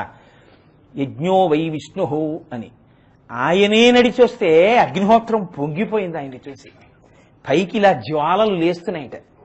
లేస్తుంటే బలిచక్రవర్తి ఆ పిల్లాడిని చూశాడు, ఆ యజ్ఞంలో లేస్తున్న అగ్నిహోత్రం చూశాడు. వడుగా ఎవ్వరి వారెవెవ్వడవు సంవాస స్థలం వెయ్యడి ఎరకున్ నీ వరుదించుటం సఫలమయ్యన్ వంశమున్ జన్మమున్ కడు ధన్యాత్ముడనైతి ఈ మఖము యోగ్యం వయ్యే సుహృతంబులయ్యే శిఖులున్ కళ్యాణమిక్కాలమున్. పిల్లాడా, ఎవర్రా నువ్వు ఉపనయనం చేసుకొచ్చావు? నువ్వు ఇలా నడిచొస్తుంటే అగ్నిహోత్రం ఇలా లేస్తోంది. ఎవరి వాడవు? మీ తల్లిదండ్రులు ఎవరు? ఎక్కడి నుంచి వచ్చావు? ఎప్పుడైంది ఉపనయనం? ఇంకా పంచశిఖలు కనబడుతున్నాయి. నీకేం కావాలి? గొడుగో జన్నిదమో నీకు ఏది కావాలంటే ఇది ఇచ్చేస్తాను. వరచేలములో మాడలో ఫలములో వన్యంబులో గోవులో కరులో కాంచనమో నికేతనములో పత్రంబులో భూములో హరులో రత్నములో విమృష్టాన్నమో కన్యలో ధరణీఖండమో కాకయేమడిగదో ధాత్రీ సురేంద్రోత్తమ. అడుగు నీ ఇష్టం. భూమి కావాలా, కన్యలు కావాలా, బంగారం కావాలా, వెండి కావాలా, గొడుగులు కావాలా, ఏనుగులు కావాలా, గుర్రాలు కావాలా, ఇచ్చేస్తానన్నాడు. ఆయన అన్నాడు, ఏమని చెప్పమంటావు? ఎవ్వరి వాడనం చేరీతి తెలుపుదు ఒక్కడనయ్యప్పుడు తిరుగనీర్తు. నేను ఫలానా వాళ్ళవాడిని చెప్పడం కష్టం లేవయా, ఎప్పుడు ఒక్కడనే ఉంటాను. ఇది నాకు నిలవని ఏ రీతి పలుకుదు నా ఇచ్చ వచ్చినట్లు నే పోవుచుందు. ఇది ఇక్కడ ఉంటానని చెప్పడం కష్టం, అంతటా ఉంటూ ఉంటానులే తిరుగుతూ అంటూ, ఇది నడువడి అని ఎట్లు వక్కానింతు పూని ముప్పోకల పోవనేర్తు, ఇదే చేస్తానని చెప్పడం కాదు, 3 చేస్తూ ఉంటానులే సృష్టి స్థితి లయ. కాబట్టి పూని ముప్పోకల పోవనేర్తు తొల్లి సిరియు కలదు. ఒకప్పుడు నాకు చాలా డబ్బు ఉండేదిలే అంటే, గృహస్థుగా ఉంటే లక్ష్మీదేవి ఉంటుంది పక్కన, మరి బ్రహ్మచారిగా ఉంటే ఎలా ఉంటుంది? తొల్లి సిరియు కలదు చెప్పేద నాటింకి సుజనులందు తరచు సొచ్చియుండు. ఒక్కటి మాత్రం చెప్తున్నా, నన్ను నమ్ముకున్న వాళ్ళ ఎందు మాత్రం నా బుర్ర ఉంటుంటుందయ్యా ఎప్పుడు, అంతకన్నా ఇంకేం చెప్పను. నువ్వు ఏవేవో ఇచ్చేస్తానంటున్నావు, నాకెందుకయ్యా ఇవన్నీ? విశ్వనాథ సత్యనారాయణ గారు పొంగిపోయారండి అసలు ఆ పద్యాలకి. పోతన గారి భాగవతంలో ఈ పద్యాలకి విశ్వనాథ వారు పరవశించిపోయారు. ఒక చోట వ్యాఖ్యానం చేస్తూ, ఒక చోట సభలో మాట్లాడుతూ, గొడుగో జన్నిదమో కమండలయో నాకున్ ముంజియో దండమో వడుగేనెక్కడ కరుల్ వామాక్షుల అశ్వంబులెక్కడ నిత్యోచిత కర్మమెక్కడ మదాకాంక్షితంబైన 3 అడుగుల మేర ఎత్రోమటిచ్చుటదే బ్రహ్మాండంబు నా పాలికి. బ్రహ్మచారిని నాకెందుకయ్యా అవన్నీ? గొడుగో జన్నిదమో కమండలయో నాకున్ ముంజియో దండమో, బ్రహ్మచారికి ఇచ్చేటప్పుడు ఓ గొడుగు ఇవ్వాలి, లేకపోతే ఓ యజ్ఞోపవీతం ఇవ్వాలి, లేకపోతే ఏదో కట్టుకోవడానికి దర్భల తాడివ్వాలి. ఇవన్నీ ఇవ్వకుండా నాకు ఏనుగులు ఇస్తానంటావు, గుర్రాలను ఇస్తానంటావు, కన్నెపిల్లల్ని ఇస్తానంటావు, బ్రహ్మచారి నాకు అవన్నీ ఎందుకు? నాకు అక్కర్లా. 3 అడుగుల మేర త్రోవకిచ్చుటే బ్రహ్మాండంబు నా పాలికిన్. 3 అడుగులు ఇచ్చానను బ్రహ్మాండం చూపిస్తాను నీకు అన్నాడు. ఆయన అబద్ధం చెప్పలేదు. 3 అడుగులు ఇచ్చానను బ్రహ్మాండం అంతా బుచ్చేసుకుంటాను, బ్రహ్మాండం ఇచ్చినంత ఆనందం పొందుతానన్నాడు. నిజమే, 3 అడుగులు ఇచ్చినాడు, బ్రహ్మాండం అంతా కొలిచేస్తాడు ఆయన. ఆయన అన్నాడు 3 అడుగులు ఏమిటి? ఈ దానం ఇస్తే తొక్కి చూసుకోవాలి. భూమిని కొన్నా, భూమిని దానం పుచ్చుకున్నా తొక్కి చూడాలి, కొలుచుకుని తొక్కాలిగా. నువ్వే ఇంతున్నావు, ఈ కాళ్ళు ఇంతున్నాయి, దాంతో 3 అడుగులా? నేను బలిచక్రవర్తినయా? 3 అడుగులా నీకు దానం? అడుగువి, ఇంత పొట్టివాడివి కాదు, కోరుకో, ఏం కావాలో ఇస్తాను. ఆయన అన్నాడు, ఎందుకయా అవన్నీ నాకు? 3 అడుగుల మేర త్రోవకిచ్చుటదే బ్రహ్మాండంబు నా పాలికి. 3 అడుగులకి చాలు, నేను అడిగింది ఇచ్చావా? బ్రహ్మకూకటి బుక్కెద దానకుతుక సాంద్రదానవేంద్ర, నువ్వు ఇచ్చానను నేను బ్రహ్మలోకం వరకు ఇచ్చేసినట్టు పొంగిపోతానన్నాడు. ఆయనకి అర్థం కావట్లేదు పాపం. అర్థం కాక ఆయన ఏమిటో పిల్లాడు ఇస్తానంటే వద్దు వద్దంటాడు అని, రమ్మా మానవ కొత్తమ లెమ్మా నీ వంచితంబు లేదనకి తుంచమ్మా అడుగుల గిటురా నిమ్మా కడుదంగ వలయు నీటికి తడయన్నన్నాడు. రా పిల్లాడా, ఇదిగో బంగారు పళ్ళెంలో పాదాలు పెట్టు, ఆ పాదాలు కడిగి నీకు ఇచ్చేస్తాను 3 అడుగులు అన్నాడు. అని వింధ్యావళి భార్యని పిలిచి బంగారు చెంబుతో నీళ్లు పట్టరా అన్నాడు. శుక్రాచార్యుల వారు పరిగెత్తుకొచ్చాడు. గురువు పరిగెత్తుకొచ్చన్నాడు, ఊరే అర్భకుడా, ఎవరనుకుంటున్నావు వచ్చినవాడు? శ్రీ మహావిష్ణువు. 3 అడుగులు ఇచ్చానను కొలిచేస్తాడు మొత్తం. ఇవ్వకన్నాడు. మరి మాట ఇచ్చాను, వారిజాక్షులందు వైవాహికములందు ప్రాణవిత్తమాన భంగమందు జికిత గోకులగ్ర జన్మరక్షణమందు బొంకవచ్చు నఖము పొందడదిప. అన్ని వేళ ఈ నీతి చెప్పి పనిచేయకండి సుమా. ఇది అప్పటికి అవసరానికి శుక్రనీతి, అలా చెప్పారంతే. వారిజాక్షులందు వైవాహికములందు, ఏదో ఆడవాళ్ళ విషయంలో ఆయన అన్నాడు, అలా నన్ను అబద్ధాలు చెప్పాను, కోడేశ్వరాలు చెప్పన్నారండి చెప్పకండి. వారిజాక్షులందు వైవాహికములందు ప్రాణ విత్త మాన భంగమందు జగిత గోకులగ్ర జన్మరక్షణమందు, ఏదో పెళ్లిళ్ల విషయాల్లోనూ ఆపదల యందు ఇతర విషయాల్లోనూ బొంకవచ్చు, గోరక్షణ యందు ఇచ్చిన మాట తప్పచ్చులేవయా, పర్వాలేదు నేను ఇవ్వనని చెప్పాను. అంటే ఆయన అన్నాడు, ఏమన్నా చరిత్రలో ఇప్పటి వరకు జరగని సన్నివేశం జరుగుతోంది కదా అన్నాడు. ఆదిన్ శ్రీసతి కొప్పుపై తనువుపై అంశోత్తరీయంబుపై పాదాబ్జంబులపై కపోలతటిపై పాలిండ్లపై నూత్న మర్యాదం చెందు కరంబు క్రిందగుట ఆపై నా కరంబుంట మేల్ కాదే రాజ్యము గిజ్జమున్ సహతమే కాయంబు నాపాయమే. మహానుభావుడు పలికిడిది భాగవతమట, పలికించు విభుండు రామభద్రుండట, నే పలికిన భవహరమగునట, పలికెద వేరొండు దాధ పలుకగనేలా అని పలికినటువంటి మహానుభావుడు పోతన గారు. కాబట్టి ఆయన నోటి వెంట పడింది. సాక్షాత్ శారద ఆయనకి దర్శనమిచ్చింది. కాటుక కంటి నీరు చనుకట్టు పయింపడ ఏలయేచ్చదో కైటబరాదు మర్దనని గాదివి కోడల నిన్నకటికినుకుని పోయి అలా కర్ణాట కిరాత కీచకులకు అమ్మను త్రిశుద్ధిగా నమ్ము భారతి అని ఆంధ్రీకరించి అంకితమిచ్చుకున్నవారు మహానుభావుడు పోతన గారంటే. భాగవతాన్ని ఆంధ్రీకరించి అంకితం ఇవ్వట్లేదన్న కోపంతో కన్నడ ప్రభువులు వేటమిష మీద వచ్చి పోతన గారు ఉన్నటువంటి పర్ణశాల మీదకి సైన్యాన్ని పంపించాడు. ఆయన పర్ణశాల లోపలికి వెడదాం అనుకుంటే బయట ఒక పెద్ద అడవి పంది పడుకునుంది. అది నోరు విప్పి కోరలు చూపిస్తే సైన్యం భయపడి వెనక్కి వెళ్ళిపోయింది. వెనక్కి వెళ్ళిపోతే రాజుకి చెప్పారు. రాజు వచ్చాడు. లోపలికి వెడదామంటే ఆ అడవి పంది యొక్క గుర్గరింపులకి ఆయన లోపలికి వెళ్ళలేకపోయాడు. ఆఖరికి ఆయన బుద్ధి మార్చుకుని ఒక అడవి పంది ఎందుకు రక్షిస్తోంది ఇలా పర్ణశాలని, పోతన గారిని నేను బలవంత పెట్టకూడదనుకున్నాడు. వెళ్ళిపోయింది అడవి పంది. ఆయన లోపలికి వెళ్ళి, పోతన గారు మిమ్మల్ని బలవంత పెట్టాలని వచ్చాను, కానీ ఆ అడవి పంది ఏమిటండి అలా ఉంది, నేను ఎప్పుడూ చూడలేదు, భయపడిపోయి లోపలికి రాలేదు, మిమ్మల్ని నిర్బంధించను అన్న తర్వాత అడవి పంది వెళ్ళిపోయింది. ఆయన అన్నారు, నాయనా నువ్వు లోపలికి వద్దామనుకున్న సమయానికి బహుశా నువ్వు చెప్తున్న సమయాన్ని బట్టి నేను ఆదివరాహమూర్తి యొక్క ఆవిర్భావ ఘట్టాన్ని ఆంధ్రీకరిస్తున్నాను. ఆ స్వామియే పర్ణశాల ముందు పడుకుని ఉన్నాడు. దంష్ట్రామురరిపు వరాహస్య భవతి అంటారు శంకర భగవత్పాదులు సౌందర్యలహరిలో. ఆయనే అక్కడ కూర్చుని కాపాడాడయ్యా నన్ను. మహానుభావుడు ఎలా చెప్పుకున్నారాయనండి ఆయన ఏం కూరుకున్నవారు కారు. ఈ మనుజేశ్వరాధములకిచ్చి పురమ్ములు వాహనమ్ములు సొమ్ములు కొన్ని పుచ్చుకొని సొక్కి శరీరము వాసి కాలుచే సమ్మెటమాటలంబడక సమ్మతి శ్రీహరికిచ్చి చెప్పే ఈ బమ్మెరపోతరాజొకడు భాగవతంబు జగద్ధితంబు గన్నని చెప్పుకున్నారు. ఈ భాగవతాన్ని అంకితం ఇచ్చి వచ్చే రూపాయి తీసుకుని భాగవతాన్ని అమ్ముకున్నావురా అని శరీరం వదిలేక యమధర్మరాజు పెట్టేటటువంటి బాధలు పడ్డానికి సిద్ధంగా లేను, మనస్ఫూర్తిగా ఈ భాగవతాన్ని రామచంద్ర ప్రభువుకి అంకితం చేసుకుంటున్నానని చెప్పుకున్నారు మహానుభావుడు. ఆయన ఇలవేల్పు పార్వతీ పరమేశ్వరుడు దుర్గమ్మ. ఆయన అలా ఆవిడ్ని అంత పూజ చేశారు. అమ్మలగన్నయమ్మ ముగురమ్మల మూలపుటమ్మ చాలా పెద్దమ్మ సురారులమ్మ కడుపారడి బుచ్చినయమ్మ తన్ను లోనమ్మిన వెల్పుటమ్ముల మనంబున ఉండెడియమ్మ దుర్గ మాయమ్మ కృపాబ్ధిరిచ్చుట మహత్వ కవిత్వ పటుత్వ సంపదల్లది. అలా అడిగారు కాబట్టి ఆయన ఘంటం అలా కదిలింది. కరుణశ్రీ గారు అసలు పోతన గారి యొక్క భాగవతం చదివి ఆశ్చర్యపోయి, ఘంటమో చేతిలోది ములుగర్రయో, వ్రాసెడిది భాగవతమో లేక సేద్యమో, నిలకడ ఇంటిలోనో పంట పొలాలనో, కూర్చొనిది మంచెలోనో లేక ఇంటిలోనో, కలమా హలమా నీకు ఇది ప్రియం బగున్ అన్నారు. కాయలు కాచిపోయినవిలే అరిచేతులు వ్రతఘంటపున్ రాపిడి చేత, ఓ కవి కృషీవలా నీ వ్యవసాయ దీక్ష కాహాయని ఇంతలేసి కనులు అర్పక చూసిరిలే దివౌకసుల్ అన్నారు. ఆయన ఆంధ్రీకరిస్తే చేతులు కాయులు కాసిపోయేట ఘంటం పట్టుకు రాస్తుంటే. అంతటి మహానుభావుడు ఆయనకి పడకపోతే ఎవరికి పడతాయి ఆ పద్యాలు? ఆదిన్ శ్రీసతి కొప్పుపై తనువుపై అంశోత్తరీయంబుపై పాదాబ్జంబులపై కపోలతటిపై పాలిండ్లపై నూత్న మర్యాదంచెందుకరంబు క్రిందకుట ఆపైనాకరంబుంటమేల్ కాదే రాజ్యము గిజ్జమున్ సతతమే కాయంబు నాపాయం. బలిచక్రవర్తి శుక్రాచార్యుల వారితో అంటాడు, ఏమండే ఆ చెయ్యి ఎటువంటి చెయ్యి, అదేం మామూలు చెయ్య, నిజంగా శ్రీ మహావిష్ణువే బ్రహ్మచారి రూపంలో వచ్చి నా దగ్గర 3 అడుగులు దానం పుచ్చుకోవడానికి చెయ్యి చాపి నేనిచ్చేవాణ్ణి ఆయన పుచ్చుకునేవాడు అయితే చరిత్రలో ఇప్పటి వరకు విష్ణువుకి దానం చేసిన వాడు ఉన్నాడా? నేనే ఉన్నాను నా దగ్గర చెయ్యి చాపితే. దీనివల్ల రాజ్యమే పోనివ్వండి, నా ఒంట్లో ప్రాణమే పోనివ్వండి, నేను లెక్క పెట్టనన్నాడు.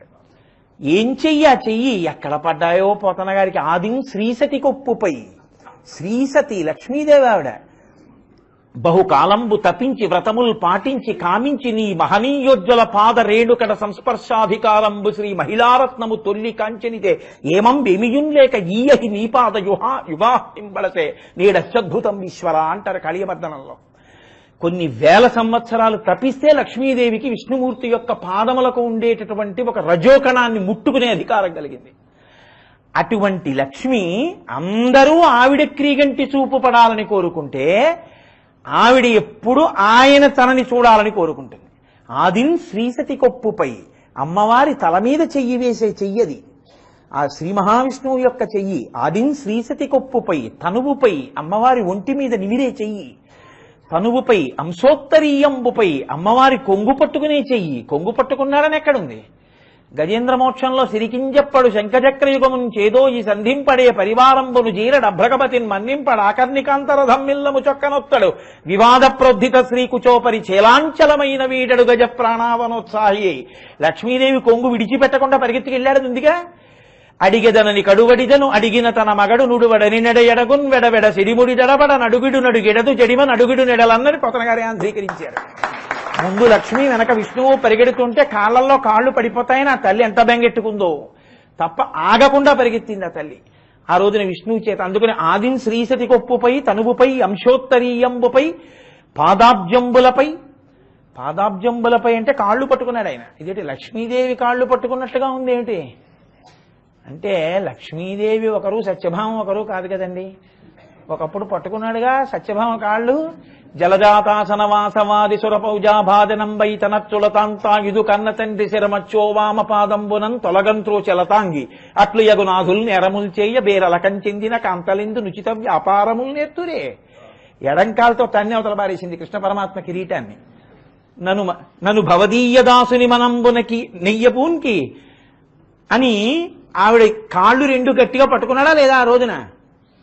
పట్టుకున్నాడు. కాబట్టి పాదాబ్జంబులపై కపోలతటిపై ఆవిడ బుగ్గలు నిమిరే చెయ్యి. పాదాబ్జంబులపై కపోలతటిపై పాలిండ్లపై నూత్న మర్యాదం చెందుకరంబు. నూత్న మర్యాద అన్న మాటకు అర్థం ఏమిటో తెలుసా అండి? నేను గోపాలకృష్ణ గారి మీద చెయ్యేశాను అనుకోండి, గోపాలకృష్ణ గారు రండి అన్నాను అనుకోండి, వస్తున్నాను గురువుగారు అని ఆయన కూడా వేశారనుకోండి, నా మర్యాద ఏమైనట్టు? నేను ఆయన మీద చెయ్యేస్తే గురువుగారు నా మీద చెయ్యేశారని ఆయన సంతోషించారనుకోండి, అది నూత్న మర్యాద. నేను ఎన్ని మాటలు వారి మీద చెయ్యేస్తే అన్ని మాటలు ఆయన సంతోషిస్తే అది శిష్యధర్మం. అంతేగాని నేను చెయ్యేస్తే ఆయన చెయ్యేస్తే నూత్న మర్యాదం చెందుకరంబు అంటే ఆయన ఆవిడ మీద చెయ్యేస్తారు కానీ ఆవిడ కూడా ఆయన మీద చెయ్యదు. నూత్న మర్యాదం చెరిందుకరంబు క్రిందగుట, అటువంటి చెయ్యి కిందకెడుతోంది. ఆపై నా కరంబుంటమేల్, నేను ఇచ్చేవాడిని ఆయన పుచ్చుకునేవాడు. లక్ష్మీపతి, ఇంతకన్నా ఏం కావాలయా? కాదే రాజ్యము గిజ్యమున్ సతతమే కాయంబు నాపాయమే. ఈ మాటలు చెప్పావంటే నీ ఐశ్వర్యం పోతుంది సుమా అన్నాడు శుక్రాచార్యుల వారు. పోయినా పర్వాలేదన్నాడు. పిలిచాడు, రమ్మా మానవ కొత్తమ లిమ్మా నీ వంచితంబు లేదనకెత్తున్ చెమ్మా అడుగుల గిటురా నిమ్మా కడుగంగ వలయు నేటికి తడయన్, కాళ్ళు కడిగి మరీ దానం చేస్తానన్నాడు. నిన్ననేగా మీతో విజ్ఞాపన చేశా. సనాతన ధర్మంలో దానము అంటే ఇచ్చేవాడు గొప్పవాడు కాదు, పుచ్చుకున్నవాడు గొప్పవాడా ఇచ్చేవాడు గొప్పవాడా అంటే పుచ్చుకున్నవాడి కన్నా ఇచ్చేవాడే తక్కువ. ఎందుకంటే విష్ణు స్వరూపంతో పుచ్చుకుని మీకు ఉత్తమ గతులు కల్పిస్తాడు కాబట్టి ఇప్పుడు నీకు ఇస్తాను రమ్మని బంగారు పళ్ళెం పెట్టాడు. అందులోకొచ్చి బ్రహ్మచారి అయినటువంటి కృష్ణ పరమాత్మ, బ్రహ్మచారి అయిన శ్రీ మహావిష్ణువు వామనమూర్తిగా నిలబడ్డారు. ఈ ఘట్టమే శ్లోకమైంది, మీకు ఎదర చూపిస్తాను. ఇప్పుడు వింధ్యావళి నీళ్లు పోస్తోంది. శుక్రాచార్యుల వారు అయ్యో శిష్యుడికి రాజ్యం పోతుందేమోనని దాని తొండానికి అడ్డుపడ్డాడు నీళ్ల పడకుండా. వచ్చిన వామనమూర్తి బ్రహ్మచారి కదండి, చేతిలో దర్భలున్నాయి. ఆ కలశ నీరు పడగనీక కలశరంధ్రంబు కడ్డంబుగానున్న ఒక దర్భ తీసి ఒక్క పోటు పొడిచారు. ఏకనేత్రుడయ్యనతడు. ఓ కన్ను పోయింది శుక్రాచార్యుల వారికి, ఒంటికంటి వాడు అయిపోయాడు. ఇప్పుడు పోతన గారు చేసినటువంటి పద్యం కేవల కథావర్ణనం కాదు, ఆయనకి రామానుగ్రహంతో దర్శనమైంది. బలిదైత్యేంద్ర కృతద్వయీ కృతజల ప్రక్షాళన వ్యాప్తికిం జలజాతాక్షుడు సాచయోగి సుమనః సంప్రార్థిత శ్రీదమున్ కలితానమ్ర రమాలలాట పదవీ కస్తూరికా షాదమున్ నలినామోదము రత్ననూపురము నానావేదమున్ పాదమున్ అన్నారాయన. బలిదైత్యేంద్ర కరద్వయీ కృతజల ప్రక్షాళన వ్యాప్తికిం జలజాతాక్షుడు సాచ యోగి సుమనః సంప్రార్థిత శ్రీదమున్.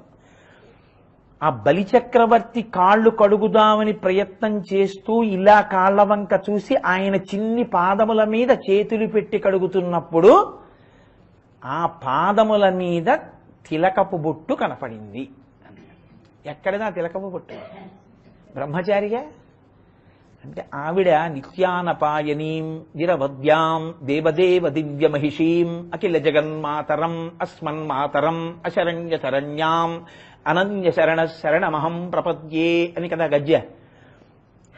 ప్రతిరోజు అమ్మవారు శ్రీ భర్తకి తన లలాటమునందు పెట్టుకున్నటువంటి బొట్టు పాదములకు తగిలేటట్టుగా వంగి నమస్కరిస్తుంది. నమస్కరించడం వల్ల ఆవిడ లలాటమునందున్న బొట్టు ఆయన పాదముల మీద ముద్రగా పడుతుంటుంది. ఈయన బ్రహ్మచారిగా ఉన్నా ఆవిడ నిత్యానపాయని నమస్కరించకుండా ఉండదు.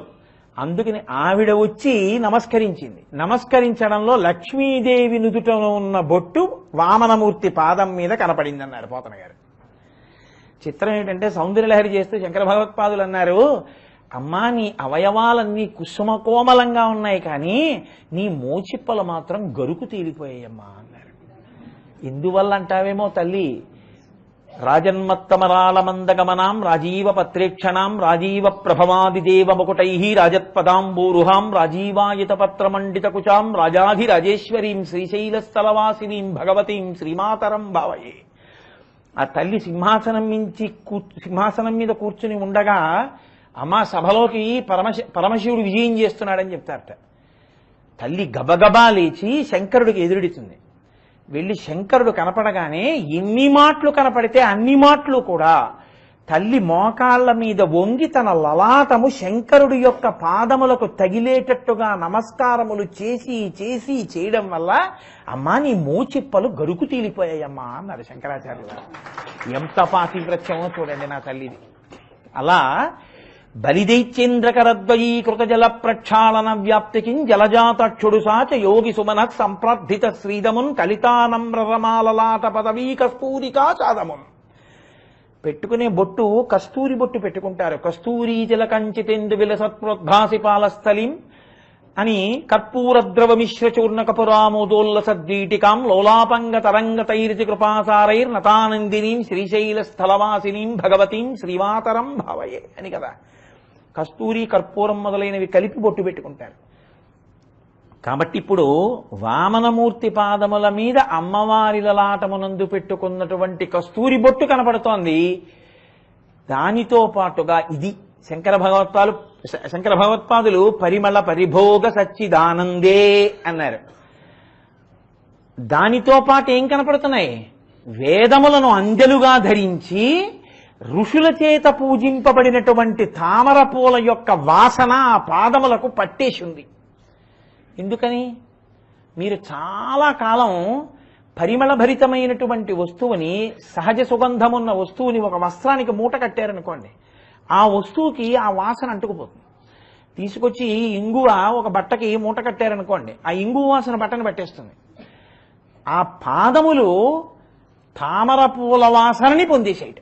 ఆ పాదములు తామర పూల వాసన వస్తుంటాయిట. ఎందుకు వస్తుంటాయి అంటే ఎప్పుడూ తామర పూలతో పూజ ఆయనకి. ఋషులందరూ తెచ్చి తామర పూలు వేస్తుంటారు. ఎప్పుడూ తామర పూలు పాదాల మీద ఉండిపోయి అందున తామర పూలు కొంచెం చమాయింపుతోటి లోపల నీటి చుక్కతో ఉంటాయి. అందున తామర పువ్వుకు ఉండేటటువంటి లక్షణం ప్రత్యేకించి నల్ల తామర మీరు ఇలా విప్పి చూశారనుకోండి రేకుల్ని, కంటికి చలువతనంతో లోపల నీటి బిందువులు ఉంటాయి. అందుకే శంకరులు సౌందర్యలహరి చేస్తే దృశాద్రాఘీయస్యా దరదళిత నీలోత్పల రుచా దవీయాంశం వీనం అంటారు. దరదళిత నీలోత్పల రుచ, అందులో నల్లటి కాంతి చల్లటి బిందువులు ఉంటాయి. ఈ చల్లటి బిందువులు ఆ తామర పూలు ఎన్ని వేల సంవత్సరముల నుంచి పూజింపబడుతున్నాయో. నళినామోదము రత్ననూపురము నానావేదమున్ పాదమున్, ఆ వేదములే రత్న నూపురములై పాదములకు పట్టి ఉండగా ఋషుల చేత పూజింపబడిన తామర పూల చేత ఆ పాదములు తామరల వాసనలను వెదజల్లుతున్నాయి. అటువంటి పాదములను కడిగాడు. విప్రాయ ప్రకట వ్రతాయ భవతే విష్ణు స్వరూపాయతే తత్ప్రామాణ్య విదే త్రిపాదస్య ధరణిందాస్యామి యంచున్ క్రియాక్షిప్రుండైదనుజేశ్వరుండు వడుగున్ చేసాచి పూజించి బ్రహ్మప్రీతమ్మని ధారబోసె భువనం బాశ్చర్యమం పొందగా. ఆయన్ని విప్రాయ ప్రకటవ్రతాయ భవతే విష్ణు స్వరూపాయతే, దానం ఎలా చేయాలో చెప్తున్నారు పోతన గారు.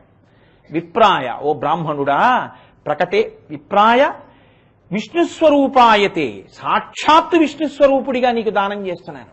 భవతే విష్ణుస్వరూపాయతే తత్ప్రామాణ్య విధే త్రిపాదస్య ధరణిం దాస్యామి యంచున్, 3 అడుగుల నేల నీకు ధారపోసేస్తున్నాను అని త్రిపాదస్య ధరణిం దాస్యామి యంచున్ క్రియాక్షిప్రుండై ధనుజేశ్వరుండు వడుగుం చేసాచి పూజించి బ్రహ్మప్రీతమ్మని ధారబోసే.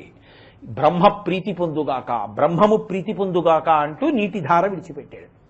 పోతన గారు అన్నారు, మునిజన నియమాధారను జనితాసుర యువతి నేత్ర జనకళధారన్ ధనుజేంద్ర నిలాధారను ఆ శ్రీ మహావిష్ణువు కొనియ బలి వివర్జిత ధారన్ అన్నారు. ఆ ధార నీటి ధార 3 అడుగులు ఇచ్చిన ధార కాదది. అది ధనుజేంద్ర నిరాధార, ఇంకా బలిచక్రవర్తి నిరాధారం అయిపోయేట్టుగా చెయ్యగలిగిన ధార. అది జనితాసుర యువతి నేత్ర జలకళధారన్, ఇంకా రాక్షసకాంతల కన్నుల వెంట ధారలు కారేటట్టు చెయ్యగలిగిన ధార. మునులకు, సత్పురుషులకు, దేవేంద్రుడికి సుఖాన్ని ఇవ్వగలిగినటువంటి ధార. అటువంటి ధారని విష్ణువు గ్రహించారు అన్నారు. ఇప్పుడు 3 అడుగులు ఇచ్చేశాడు కదండి. బ్రతుకువచ్చుగాక బహువిధంబులనైన వచ్చుగాక లేమి వచ్చుగాక జీవధనములైన చెడుగాక పడుగాక మాట మీరలేడు మానసనుడు అన్నాడు. అతిశయం ఇచ్చేశాడు 3 అడుగులు. ఇచ్చేస్తే ఆయన కొలిచి చూసుకోవాలిగా. వెంటనే ఆయన ఒక పాదంతో భూమినంతటినీ కొలిచేశాడు. ఒక పాదాన్ని పైకెత్తి ఆకాశ మండలాన్ని కొలవాలి. అది పైకి వెడుతున్నప్పుడు ఎలా పెరిగారో చెప్పవలసి వచ్చింది. ఆ పెరుగుతున్నప్పుడు పద్యం పడాలి. అది ఎంత కష్టపడితే పడుతుందండి. ఎన్ని పద్యాలు వేయాలి అక్కడ అసలు? పోతన గారి సహజ పాండిత్యం, మహానుభావుడికి రామచంద్రమూర్తి కృప. ఇంతంతై వటుడు ఇంతయై మరియు తానింతై అభోవీధిపై అంతై చంద్రునకంతయై ధ్రువునిపై అంతై మహర్వాటిపై అంతై సత్యభుతోన్నతుండగుచు బ్రహ్మాండాంత సంవర్ధి. ఇప్పటికీ మనం ఎవరైనా పెరిగిపోతుంటే ఇంతంతై వటుడు ఇంతయై అంటాం. ఇంతంతై వటుడు ఇంతయై మరియు తానింతై అభోవీధిపై అంతై చంద్రునకంతయై ధ్రువునిపై అంతై అలా పెరిగిపోతూ ఒక్కొక్క లోకాన్ని దాటి వెళ్ళిపోతూ కొలిచేస్తున్నారు.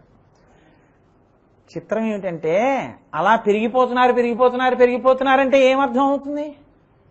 అందుకని పెరగకుండా ఉన్నదాన్ని ఒకదాన్ని చూపించి పెరుగుతున్న ఈయన్ని చూపించారు పోతన గారు. సూర్యబింబం ఆకాశంలో ఉంది, అది గుండ్రంగా ఉంది. వామనమూర్తి భూమి మీద ఇంతున్నారు. ఈయన పెరిగితే ఎలా ఉందో చూపించారు. రవిబింబంబుపమింప పాత్రమగు ఛత్రమ్మై శిరోరత్నమై శ్రవణాలంకృతియై గళాభరణమై సవర్ణ కేయూరమై చెవిమత్ కంకణమై కటిస్థల ముదంచద్ఘంటయై నూపుర ప్రవరంబై పదపీఠమై వటుడుతా బ్రహ్మాండము నిండుతోంది. ఆ సూర్యబింబం ముందైన పెరుగుతుంటే రవిబింబంబుపమింప పాత్రమగు ఛత్రమ్మై గొడుగులా ఉంది, ఇలా గుండ్రంగా. అన్ని గుండ్రాలే. మళ్ళీ సూర్యబింబం గుండ్రంగా ఉండేది గుండ్రంగానే కనపడాలి. ఉపమింప పాత్రమగు ఛత్రమ్మై శిరోరత్నమై శ్రవణాలంకృతి గళాభరణమై సవర్ణ కేయూరమై చెవిమత్ కంకణమై కటిస్థలి ముదంచద్ఘంటయై నూపుర ప్రవరంబై పదపీఠమై. ఆఖరికి ఆ సూర్యుడు అక్కడ వాడు గొడుగ్గా ఉన్నవాడు ఇక్కడికి పాదాల కిందకి పీఠంగా వచ్చాడు. అంటే ఈయన ఎలా పెరిగారో చూడండి. పదపీఠమై వటుడుతా బ్రహ్మాండము నిండుచోన్. బ్రహ్మాండాలన్నీ నిండిపోయి కొలిచేశాడు. 2వ పాదం కొలిచేస్తుంటే అబ్బో అందరూ ఉత్సాహపడిపోయి దేవతలందరూ బయటకు వచ్చారు. అబ్బా అబ్బా శ్రీమన్నారాయణుడి పాదం పైకొస్తోంది. ఈ గడబిడకి ఎక్కడో తపస్సమాధిలో ఉన్న బ్రహ్మగారు ఉలిక్కిపడి పైకి లేచి వచ్చారు. ఏమిట్రాయి అల్లరంతా మీదన్నారు. ఏమిటి అల్లరంటా ఏమిటి? నిన్ను కన్న తండ్రి నాభికమలంలోంచి పుట్టావుగా, అదిగో మీ నాన్నగారి పాదం వస్తోందన్నారు. నాన్నగారు వస్తే ఏం చేయాలి కొడుకు? నాన్నగారికి ఎదురెళ్ళి కాళ్ళు కడగాలి. అది పుత్రధర్మం. తండ్రికి ఎదురెళ్ళి నీళ్లు పట్టుకెళ్ళి కాళ్ళు కడగాలి. అది కానీ చెయ్యలేదనుకోండి కొడుకు, తండ్రి నిరసింపబడ్డాడు అని గుర్తు. అందుకని ఇప్పుడు ఆయన ఏం చేయాలి? గబగబా కాళ్ళు కడగాలి కదా. ఎదురెళ్ళమ్మా దేవుడు అనుకోకుండా నాన్నగారు వచ్చేసాడు. అందుకని ఆయన ఏం చేశాడంటే తను పుట్టిల్లిదే నంచు ఆ బ్రహ్మగారు జలజాతాక్ష నుండు ఆ పాదములను గబగబా తన కమండలూదకములను చల్లించి తత్పాద చేచనముంచేస కమండలూదకములను చల్లించి తత్తోయముల్ వినివీధిన్ ప్రవహించే దేవనదిగా విశ్వాత్మ కీర్తి ప్రభం. ఆయన గబగబా పైకొచ్చేస్తున్నటువంటి పాదం మీద తన కమండలంలో ఉన్నటువంటి నీళ్లు పోసి కడిగేశాడు. కడిగేటప్పటికి బ్రహ్మగారి కమండలంలో నీళ్లు శ్రీమన్నారాయణుడి పాదం మీద పడి కడిగితే అది ఆకాశగంగగా ప్రవహించింది పైన. కాబట్టి తన పుట్టిల్లిద పొమ్మటంచునజుడు తన్నాభి పంకేరుహంబు నిరీక్షించి నటించి ఉన్నత పదంబుంగంచి తత్పాద శేచనముంచేస కమండలూదకములను చల్లించి తత్తోయముల్ వినివీధిన్ ప్రవహించే దేవనదిగా విశ్వాత్మ కీర్తి ప్రభన్.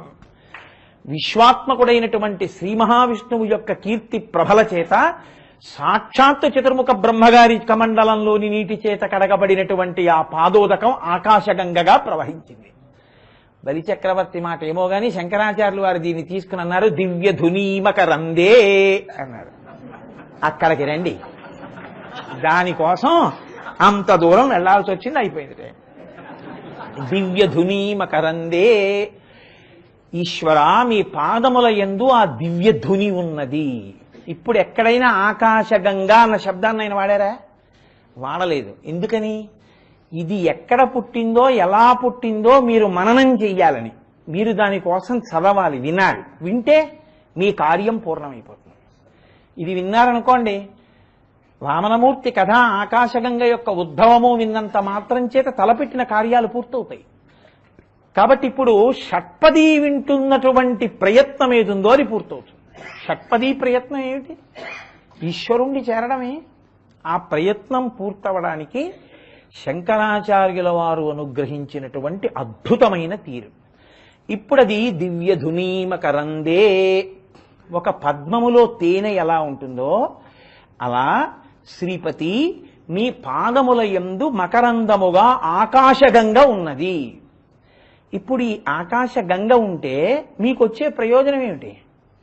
తేనె ఎక్కువ తాగారనుకోండి వేడి చేస్తుంది, తేనె ఎక్కువ తాగారనుకోండి మత్తు వస్తుంది, తేనె ఎక్కువ తాగారనుకోండి మగత వస్తుంది, తేనె ఎక్కువ తాగారనుకోండి అది వ్యసనం అవుతుంది. కానీ ఆకాశగంగలో మునిగిన, ఆకాశగంగ తాగిన, ఆకాశగంగని సేవించిన, ఆకాశగంగని తలుచుకున్న మీకు వెంటనే వచ్చేది ఏది అంటే ఈశ్వరుడి యొక్క కటాక్షమే కలుగుతుంది.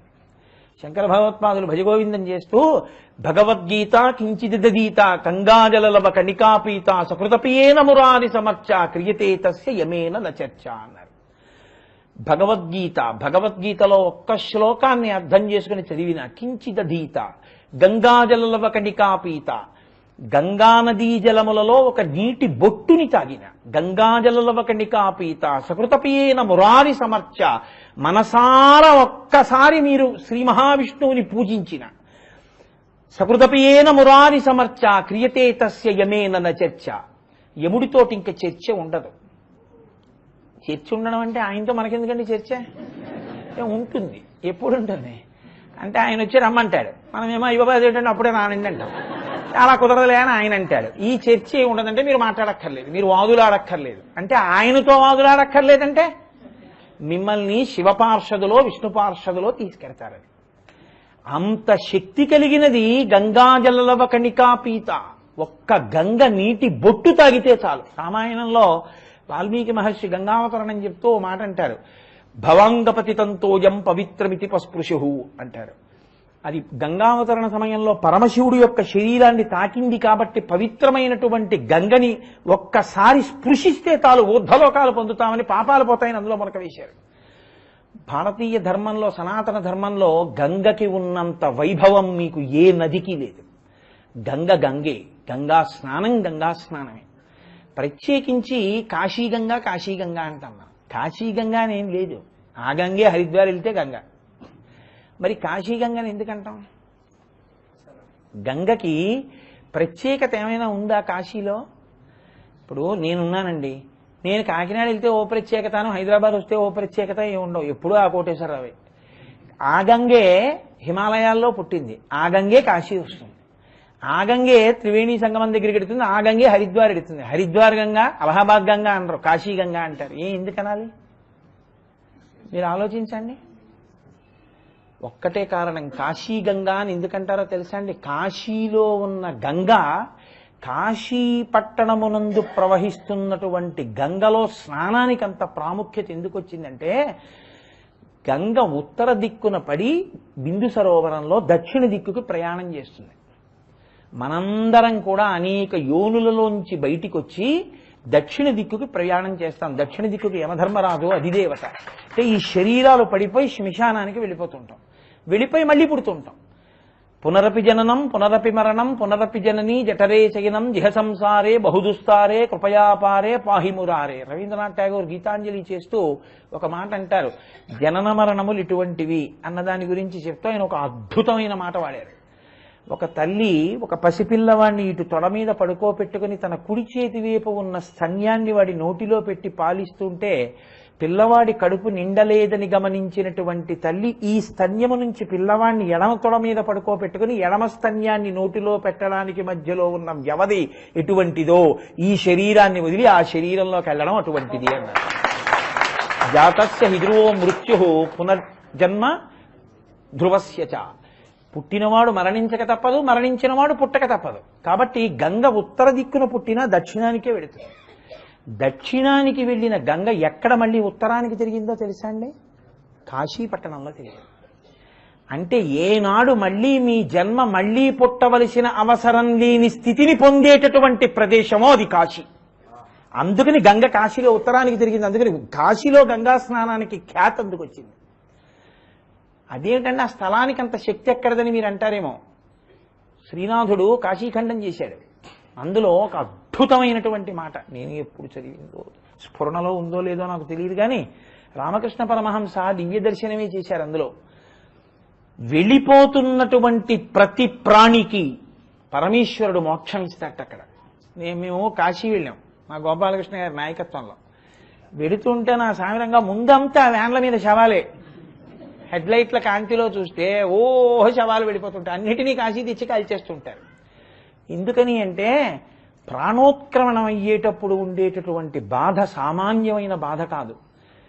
ఆ ఊపిరి అందక పీలుద్దామన్నా ఇంకా ఊపిరి లోపలికి వెళ్ళక కొట్టుకుంటుంటే కాశీపట్టణంలో ప్రాణం పోతుంటేట పాలిండ్లు కదలంగ పసిడిపయ్యద వీచు అచలాధిపుని కూర్మి ఆడుబిడ్డ భూత్కారమునరించి తొండంబు ముక్కున శిఖరారావంబు జిలుకు డుంఠి ప్రత్యక్షమై వచ్చి భాగీరథీ గంగ మృదులహస్తము సాచి మెనునిగురు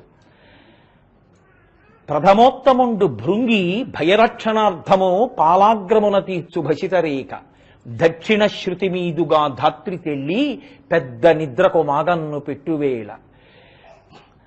అప్పుడు పంచజనులకు తారక బ్రహ్మ విద్య అభవుడు ఉపదేశమునరించునప్పుడు కాశీ అన్నారు శ్రీనాథుడు. కాశీఖండం చేస్తూ ఎంత గొప్ప మాట అండి. నిజంగా కాశీలో ఎందుకు మోక్షం వస్తుందో చెప్పారు. పాలిండ్లు కదలంగ పసిడిపయ్యద వీచు అచలాధిపుని కూర్మి ఆడుబిడ్డ. అచలాధిపుడు అంటే హిమాలయ పర్వతం.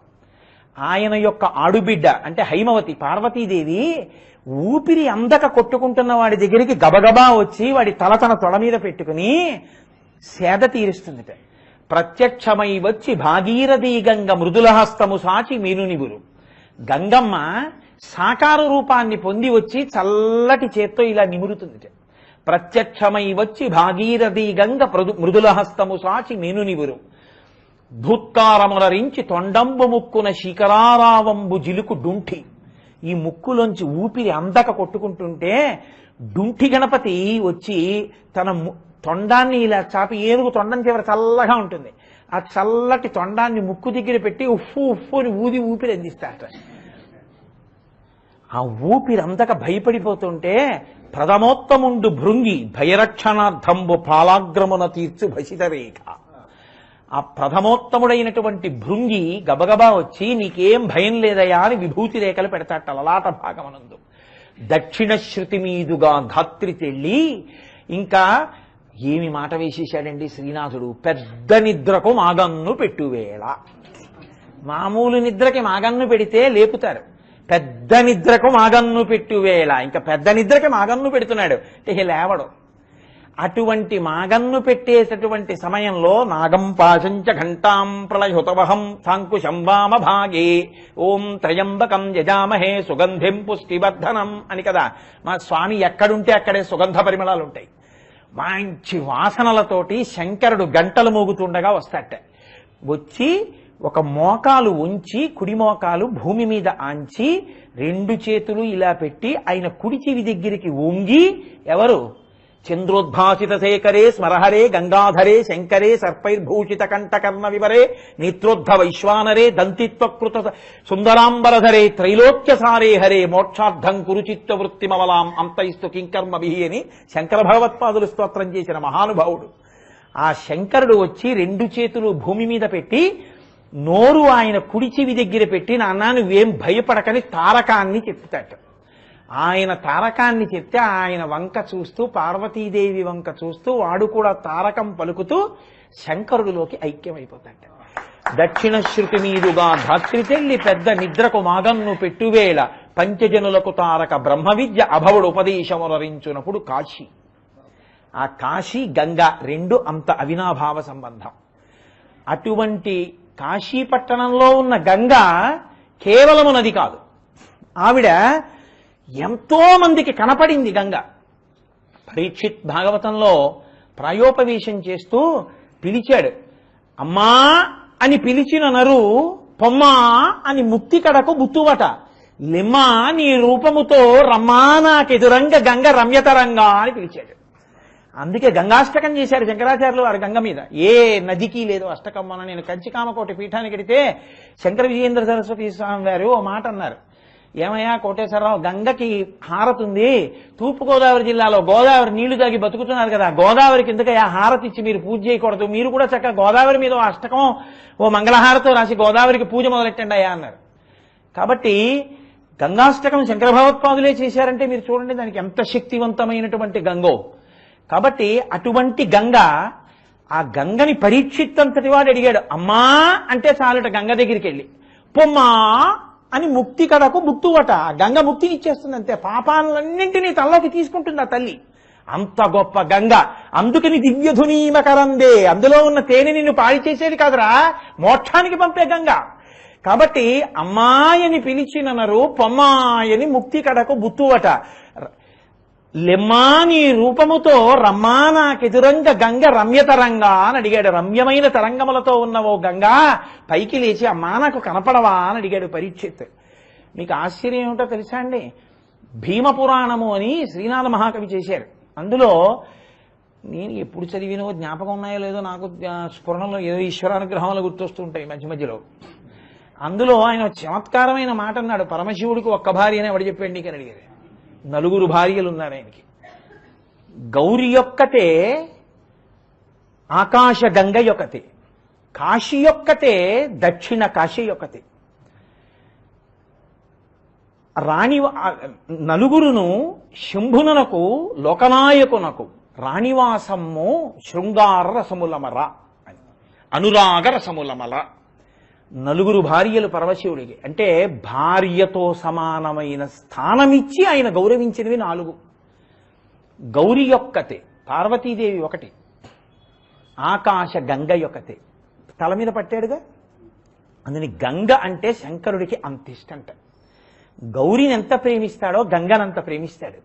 గౌరి యొక్కతే, ఆకాశ గంగ యొక్కతే, కాశీ యొక్కటి, కాశీ యొక్కతే, దక్షిణ కాశీ యొక్కతే. కాశీ పట్టణం అంటే ఆయనకు అంత ప్రీతి, దక్షిణ కాశీ అంటే అంత ప్రీతి. ఏది దక్షిణ కాశీ? మా జిల్లా దక్షారామం. దక్షారామ క్షేత్రంలో అలా అంటే తప్పేం లేదండి. అక్కడ అన్నం తిని అక్కడ నేల మీద బతుకుతున్నందుకు ఆ పాటి ప్రేమ లేకపోతే కృతజ్ఞుడైపోతాను నేను. కాబట్టి కాశీ యొక్కతే, దక్షిణ కాశీ యొక్కతే. దక్షిణ కాశీ అంటే దక్షారామం.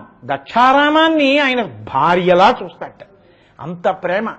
మీకు ఆశ్చర్యం ఏమిటో తెలుసా అండి, కొన్ని వేల సంవత్సరముల నుంచి పరమశివుడు కాంతాభోగం అనుభవించే ఏకైక క్షేత్రం దక్షారామం. అంత భోగస్థానం. అందుకే వ్యాసుడిని అక్కడికి వెళ్ళమన్నాడు అన్నం కోసం ఏడిస్తే. దక్షారామంలో ఇప్పటికీ ఏకాదశి తిథి అంటే అందరూ ఉపవాసం చేస్తారు. దక్షారామ క్షేత్రంలో మీరు ఇప్పటికీ వెళ్ళి అడగండి, ఏకాదశి నాడు ఏం చేస్తారో తెలుసా అండి? మామూలుగా తలుపులు వేసేస్తారు. రాత్రి 11, 12 అయ్యాక నిశ్శబ్దంగా అప్పుడు అందరూ అమ్మవారు పడుకుంది అన్న తర్వాత పరమశివుడు యొక్క ఉత్సవమూర్తిని పట్టుకుని భృంగిరిటి మొదలైనటువంటి వాళ్ళు ఆ రాచమేడ అంటారు, పైన ఉంటుంది, అక్కడి నుంచి కిందకి దిగొచ్చి మాణిక్యాంబ అమ్మవారి దేవాలయంలోకి వెళ్ళిపోయి తలుపేసేసుకుంటాడు. అంటే సానివాడకి వెళ్ళినట్టు. మాణిక్యాంబ ఆయన భార్యే. అంటే భోగం అనుభవించడంలో శంకరుడు అంత భోగం అనుభవించే ఏకైక క్షేత్రం దక్షారామం ప్రపంచంలో. అందుకే భోగం కావాలి, ఐశ్వర్యం కావాలన్నవాడు దక్షారామం వెడితే సిద్ధిస్తుంది. అంత శక్తివంతమైన క్షేత్రం. మీరు ఎప్పుడైనా భీమఖండం జరిగితే ఆశ్చర్యకరమైన విషయాలు మీకు అవగతమవుతాయి. దక్షారామంలో ఏదైనా ఉత్సవం చేద్దాము అని సంకల్పం చేస్తే, ఉత్సవం చేద్దామని సంకల్పం చేసి రేపు ఉత్సవం అనగా ఇవాళ రాత్రి బయలుదేరి వాయుదేవుని భార్య వచ్చి అదంతా కూడా కసవు చిమ్ముతుంది, అంటే శుభ్రంగా తుడుస్తుంది. అప్పుడు సాక్షాత్ శ్రీ మహాలక్ష్మి వచ్చి తేనెతో కల్లాపి చల్లుతుంది.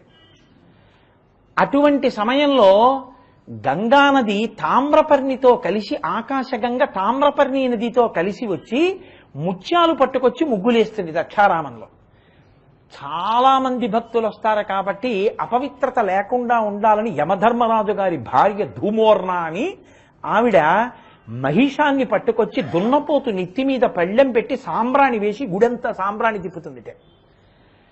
అంతమంది చేత సేవలు చేయించుకొని భోగం అనుభవించి ఉత్సవం జరిగే ఏకైక క్షేత్రం ప్రపంచంలో దక్షారామం. అటువంటి దక్షారామ క్షేత్రం శంకరుడికి భార్యాస్థానంతో సమానమైనటువంటి దక్షిణ కాశీ. నేను చెప్పట్లేదు, భీమపురాణంలో శ్రీనాథుడు చెప్పాడు. అంత గొప్ప క్షేత్రం దక్షారామం అని. అసలు నిజంగా భీమఖండంలో పిఠాపురం, తాపేశ్వరం, మండపేట, సర్పవరం వాటి గురించి ఆయన చేశాడు వర్ణనలు, అద్భుతమైన వర్ణనలు. అగస్త్యుడు మాట్లాడతాడు వ్యాస భగవానుడితోటి. అసలు నిజంగా శివారాధన గురించి మాట్లాడతాడు. అద్భుతం అన్నమాట అటువంటి గ్రంథరచన. కాబట్టి అంత గొప్పది ఆకాశగంగ. ఆకాశగంగ ఇక్కడ పడినప్పుడు భాగీరథి, పాతాళలోకానికి వెళ్ళినప్పుడు భోగవతి. అటువంటి గంగ పుట్టినది ఆయన పాదములయందు, శ్రీపతి పాదములయందు. ఈ పుట్టినటువంటి దివ్య ధునీమకరందే ఇప్పుడు మీరు ఆయన పాదముల దగ్గర తల వంచి నమస్కరిస్తే, ఎక్కడ ధ్యానమునందు నమస్కరిస్తే ఏమవుతుంది? ఉత్తర క్షణం మీకు గంగా స్నానం అబ్బుతుంది. గంగా స్నానం అబ్బితే ఏమవుతుంది? గంగలో మునిగినా, గంగ నీళ్లు తాగినా, గంగ చుక్క మీద పడినా ఉత్తర క్షణంలో మీ పాపములన్నీ నశించిపోతాయి. పాపం అంటే ఏమిటి? పాపం అంటే ఏదో అనుకోకండి. ఈశ్వరుణ్ణి చేరడానికి మీరు చేసేటటువంటి ప్రయత్నంలో మీకు వచ్చేటటువంటి ప్రతిబంధకములకు పాపమని పేరు. ఈశ్వరుణ్ణి చేరకుండా అడ్డొస్తుంది. ఏదో ప్రవచనం విందాం అనుకున్నారనుకోండి, ఆ రోజే ఏదో వచ్చింది, ఎవరో చుట్టాలు వచ్చారు, ఖచ్చితంగా ప్రతిబంధకమే. అందుకే పెద్దలు ఒక మాట చెప్తారు, ఎవరైనా గుళ్ళోకి వెడుతున్నారనుకోండి, మీరు వెళ్ళారనుకోండి, అరేరే మీరు వచ్చారా అన్నారనుకోండి, గుళ్ళోకి వెడదాం అనుకుంటున్నాను మీరు వచ్చారా అన్నారనుకోండి, మీరు వెంటనే ఏమనాలంటే నేను ఇక్కడే నించుంటాను, మీరు వెళ్ళి రండి అన్నారు. లేకపోతే నేను వస్తాను పదండి అన్నారు. గుడికి వెళ్ళేటప్పుడు మీరు కానీ వెనక్కి తీసుకెళ్లారో ఆయన పాపరూపం మీరు అని గుర్తు, ప్రతిబంధకంగా వచ్చారు. కాబట్టి అందుకే దేవాలయానికి వెళ్ళేటప్పుడు, ఈశ్వర కార్యం మీద వెళ్ళేటప్పుడు ప్రతిబంధకంగా నిలబడకూడదు ఎవరికి. కారణం ఏంటంటే మీ పాపము ఈశ్వర మార్గములో అడ్డుగా వచ్చి నిలబడితే దానికి పాపమని పేరు. ఇప్పుడు ఈ పాపము దేని చేత క్షయమవుతుంది? ఒక్క గంగా స్నానమే తీయగలదు. ఆ గంగా స్నానం అంత శంకర భగవత్పాదులు ఆ గంగానది స్నానానికి వెళ్ళి ఏమి పొంగిపోయారండి. ఆ గంగ అభిషేకం గురించి మానస పూజలో ఎన్ని చోట్ల ఆయన గంగ ప్రస్తావన చేస్తారో. అసలు గంగా శివుడు ఇద్దరు పర్యాయ పదాలు ఇంచుమించు. అంతగా ఉంటుంది ఆ గంగ గురించి. సరోషా గంగాయాం అంటారు శంకరాచార్యులు వారు సౌందర్యలహరిలో. కాబట్టి అటువంటి ఆకాశగంగ నువ్వు శ్రీపతి పదార విందే, అబ్బో వెళ్ళటం లేదు అసలు, శ్రీపతి పదార విందే దివ్యధుని మకరందే. మీకు అర్థమైపోయింది అనుకుంటున్నాను, నేను వదిలేస్తున్నాను అక్కడ పైన. కాబట్టి ఆయన పాదముల యందు ఇలా తల వంచి నమస్కరిస్తే ఆకాశగంగలో మునుక వీచినట్టే మీ పాపములు పోయాయి. కాబట్టి పరిమళ పరిభోగ సచ్చిదానందే అది చేస్తే ఏమవుతుంది అంటే పరిమళ పరిభోగ సచ్చిదానందే. పరిభోగ రంగనాథుడు అంటారు. ఆయనకి చందన చర్చితుడు, ఎప్పుడూ చందనం రాస్తూ ఉంటారు. భోగము వేరు, పరిభోగము వేరు. శంకర భగవత్పాదులు ఏదైనా మాట వేశారు అంటే మీరు చాలా జాగ్రత్తగా ఆలోచించవలసి ఉంటుంది. భోగము అంటే ఇప్పుడు బాగుండి తర్వాత బాగుండకపోవచ్చు. భోగము కాసేపటికి రోగం అవుతుంది. ఎందుకో తెలుసా అండి? రోజు అదే పనిగా ఏసీలో ఉన్నారనుకోండి బ్రాంకిటిస్ వస్తుంది పడకపోతే. రోజు అదే పనిగా మామిడి పళ్ళు ఎక్కువ తినేశారనుకోండి అజీర్తి చేస్తుంది. రోజు అదే పనిగా ఆవకాయ వేసుకుని కొత్త ఆవకాయ పెట్టారు కదా అని తినేశారనుకోండి ఎసిడిటీ వస్తుంది. భోగము రోగముగా మారిపోతుంది. కాబట్టి భోగముగా మీరు అనుభవించడం కష్టం. లేదా మనసు ఏం చేస్తుందంటే భోగము ద్వేషముగా మారుస్తుంది. నేను మీకు తరచు చాలా మాటలు చెప్పాను. అబ్బా లడ్డా అండి అన్నాడు, తినవాయ్ ఒకటి పెట్టారు తిన్నాడు, ఇంకోటి తిను రెండు పెట్టారు, ఇంకోటి తిను మూడు పెట్టారు, ఇంకోటి తిను నాలుగు పెట్టారు, ఇంకోటి పెడితే ఏమంటాడు మొహం వచ్చేసింది అని అంటాడు. ఇంకా చాలండి బాబా ఇదేంటి ఈ బ్లడ్ లేట్ ఇంకా నేను తినలేనంటాడు. తినవలసిందే నీకోసమే ఉండాను అని పెట్టాను అనుకోండి కక్కేస్తాడు వాడికి. సరికదా ఓ వారం రోజులు ఏమవుతుందంటే ఎవరైనా లడ్డనక్కర్లేదు లా అంటే పారిపోతాడు. శ్రీరామాయణంలో అరణ్యకాండలో మారీచుడు అంటాడు రకారాదీని నామాని రామత్రస్తస్య రావణ రత్నాని చ రథాశ్చైవ విత్రాస జనయంతిమే అంటాడు. ఎవరైనా నా దగ్గరికి వచ్చి రథం అందామన్నా రత్నం అందామన్నా రా అంటేనే పారిపోయాను, ఎందుకంటే తర్వాత మా అంటారేమో అనేది. అలా ఎవరైనా లా అంటే పారిపోతాడు, తర్వాత డూ అంటాడేమో అని. ఇప్పుడు భోగం ఏమైనట్టు? ఖేదంగా మారిపోయిందా లేదా? మీకు బాధగా మారిపోయిందా లేదా? భోగము రోగంగా మారిపోయిందా లేదా? కాబట్టి భోగము పరిభోగం అయ్యే అవకాశం ఉంటుందా? అలా అనుభవించడం కుదురుతుందా? మీకు ఇష్టం ఉన్నా, ఇప్పటికి ఇష్టం ఉన్నా కాసేపటికి అబ్బా చాలే అంటుంది. మళ్ళీ ఓ 15 రోజులు పోతే మళ్ళీ సిద్ధం, అది వేరు విషయం అనుకో. మీకు చెప్పాక రుచి వాసన, రుచి వాసన. ఈ రుచి వాసన పోవడానికే ఆయన పాదాలు పట్టుకుంటాం. ఎందుకని? దశమస్కంధంలో ఆయన లీల చేశాడు. ఏదో గోపాల బాలురందరితో కలిసి ఆడుకుంటున్నాడు. ఓ రాక్షసుడు చిన్న లేగదూడ రూపంలో వచ్చాడు. ఇది ఒక మంచి లేగ వినుడంతయు నొప్పెడునంచుడాసి తత్పదములతో కయన్ బిగిజగట్టి చలంగి వెలంగమానితో జదీగ ఒక్క పెట్టుకుని చంపె కుమారుడు లేగరెక్కసిన్ గుదులు కొనంగ బాలకులు కోయని అర్వ నఖర్వ లీలతోన్ అన్నారు పోతన గారు దశమస్కంధం చేస్తూ. అంటే ఒక దూడ ఒకటి వచ్చింది. దూడని ఒక రాక్షసుడు ఆవేశించాడు, వెలగ చెట్టును ఒక రాక్షసుడు ఆవేశించాడు. ఏమిటి రెండు? వెలగపండుని మీరు దాచలేరు. వెలగపండుని దాచారనుకోండి వాసన తెలిసిపోతుంది. అంటే మీ ఇంట్లో వెలగపండు ఉంది ఏంటంటారు. ఆవు దూడకి రుచి ప్రధానం, అది అన్నీ తినేస్తూ ఉంటుంది. అందుకు దాని నూతికి ఓ బుట్ట వేస్తారు. అది అన్నీ తిందామని ఇలా పెట్టి అంటుంది, కానీ ఆ బుట్టకే వదులుతుంటుంది, అని తినలేదు.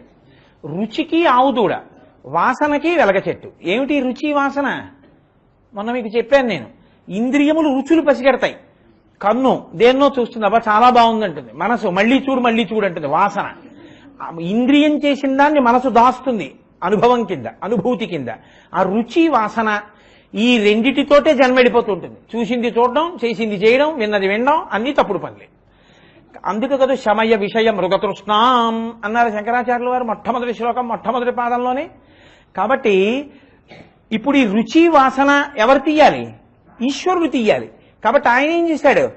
ఒక ఆవుదూడ రూపంలో వచ్చినటువంటి రాక్షసుణ్ణి ఆ తోక పెట్టి దాని 4 కాళ్ళు కట్టేశాడు. కట్టేసి 4 కాళ్ళు తోక పట్టుకుని ఈ ఆవుదూడలో ఉన్న రాక్షసుణ్ణి చంపడానికి ఆవుదూడని వెలగ చెట్టుకు వేసుకొట్టాడు. ఈ ఆవుదూడ వెళ్లి వెలగ చెట్టుకి తగిలి ఆవుదూడ చచ్చిపోయింది. వెలగ చెట్టు కింద పడిపోయి వెలగ చెట్టు చచ్చిపోయింది. ఇద్దరు రాక్షసులు వెలగ చెట్టు రూపంలో ఆవుదూడ రూపంలో ఉన్నారు. నిజంగా ఆవుదూడ కాదది. ఆవుదూడ రుచికి ప్రసిద్ధి, వెలగ చెట్టు వాసనకి ప్రసిద్ధి. రుచి వాసన కృష్ణుడు తీసేస్తాడని చెప్పడానికి ఈ లీల చేశాడు. అంతేగాని ఉత్తినే ఆవుదూడని ఏదో కాళ్ళు కట్టేశాడండి, వెలగ చెట్టుకి వేసుకొట్టాడండి అని చెప్పడానికి కాదు ఆ లీల. మీ రుచి వాసన కృష్ణుడు తీయగలడు. కృష్ అంటే నిరతిశయ ఆనంద స్వరూపుడు. ఆయన నిరతిశయ ఆనంద స్వరూపుడు కనుక మిమ్మల్ని ఆ స్థితికి ఎత్తడానికి రుచి వాసన తీసేస్తాడు. ఇది చెప్పడం లేగదూడ 4 కాళ్ళు తోకతో కట్టి వెలగ చెట్టు కేసి కొట్టి చంపడం కింద చెప్తారు లీలని. అలా మీరు భోగం అనుభవిద్దామంటే మనసు ఏం చేస్తుందంటే ఇప్పటికి భోగం అంటుంది, కాసేపు ఆగి భోగం కాదంటుంది.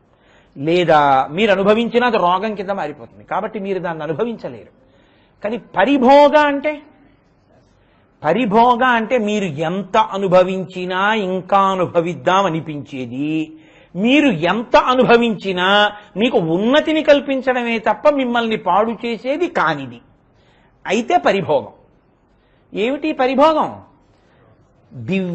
ఆయన పరిమళ పరిభోగ సచ్చిదానందే. తామర పువ్వు అయితే శ్రీపతి పదార విందే, అందులో మకరందం ఉంది. దివ్య ధుని మకరందే, ఆకాశకంగా మకరందంగా ఉంది. మరి తామర పువ్వుకు వాసన ఉండాలిగా, మంచి వాసన కూడా ఉండాలిగా. ఏమిటా వాసన? పరిమళ. ఆ తామర పువ్వుకున్నటువంటి వాసన మీకు పరిభోగ, మళ్ళీ మళ్ళీ మళ్ళీ మళ్ళీ మీరు అనుభవించాలనిపించేటటువంటిది. మళ్ళీ మళ్ళీ మీరు అలా ఎప్పుడూ ఆయన్ని ధ్యానం చెయ్యాలనిపించడం. మీరు ఎంత ధ్యానం చేసినా మీకేమి ఇబ్బంది ఉండదు. మీరు ఎంత ఆయన పాదముల నుంచి స్రవించేటటువంటి అమృతాన్ని గ్రోలినా మీకేం రోగము రాదు, మీకు ఏమీ ఇబ్బంది కలగదు. ఎంత తాగినా ఇంకా తాగాలి ఇంకా తాగాలనిపిస్తూ ఉంటుంది. ఇది పరిమళ పరిభోగ. దానికి ఎలా ఉంటుందంటే ఇంకా ఎప్పుడూ అదే తాగాలని కోరిక. అంటే ఎప్పుడూ ఈశ్వరుణ్ణే మనసులో తలుచుకుని ఆ తలుచుకు ఆ ధ్యానావస్థలో భగవంతుని యొక్క పాదార విందముల నుండి స్రవించేటటువంటి మందార మకరంద పానము చేత మత్తెక్కగలిగినటువంటి హృదయమును పొంది ఉండడం. ఇప్పుడు దాని వలన ప్రమాదం ఏమైనా ఉంటుందా? ఏం ఉండదు. ఇదే ప్రహ్లాదుడు అంటాడు, మందార మకరంద మాధుర్యమున తేలు మధుబంబుబోవునే మదనములకు నిర్మల మందాకిని వీచికలతూ రాయంచదనునే తరంగిణులకు లలిత రసాల పల్లవ కాదియై చొక్కు కోయిలదనునే కుటజములకు పూర్ణేందు చంద్రికా స్ఫురిత చకోరక మరుగునే సాంద్ర నిహారములకు అంబుజోదర దివ్యపాదార వింద చింతనామృత పాన విశేషమత్త చిత్తము ఏ రీతి ఇతర విషయంబు చేరనేర్చు ఇనుత గుణశీల మాటలు వెయునేలా అంటాడు. ఇది పరిమళ పరిభోగం అంటే.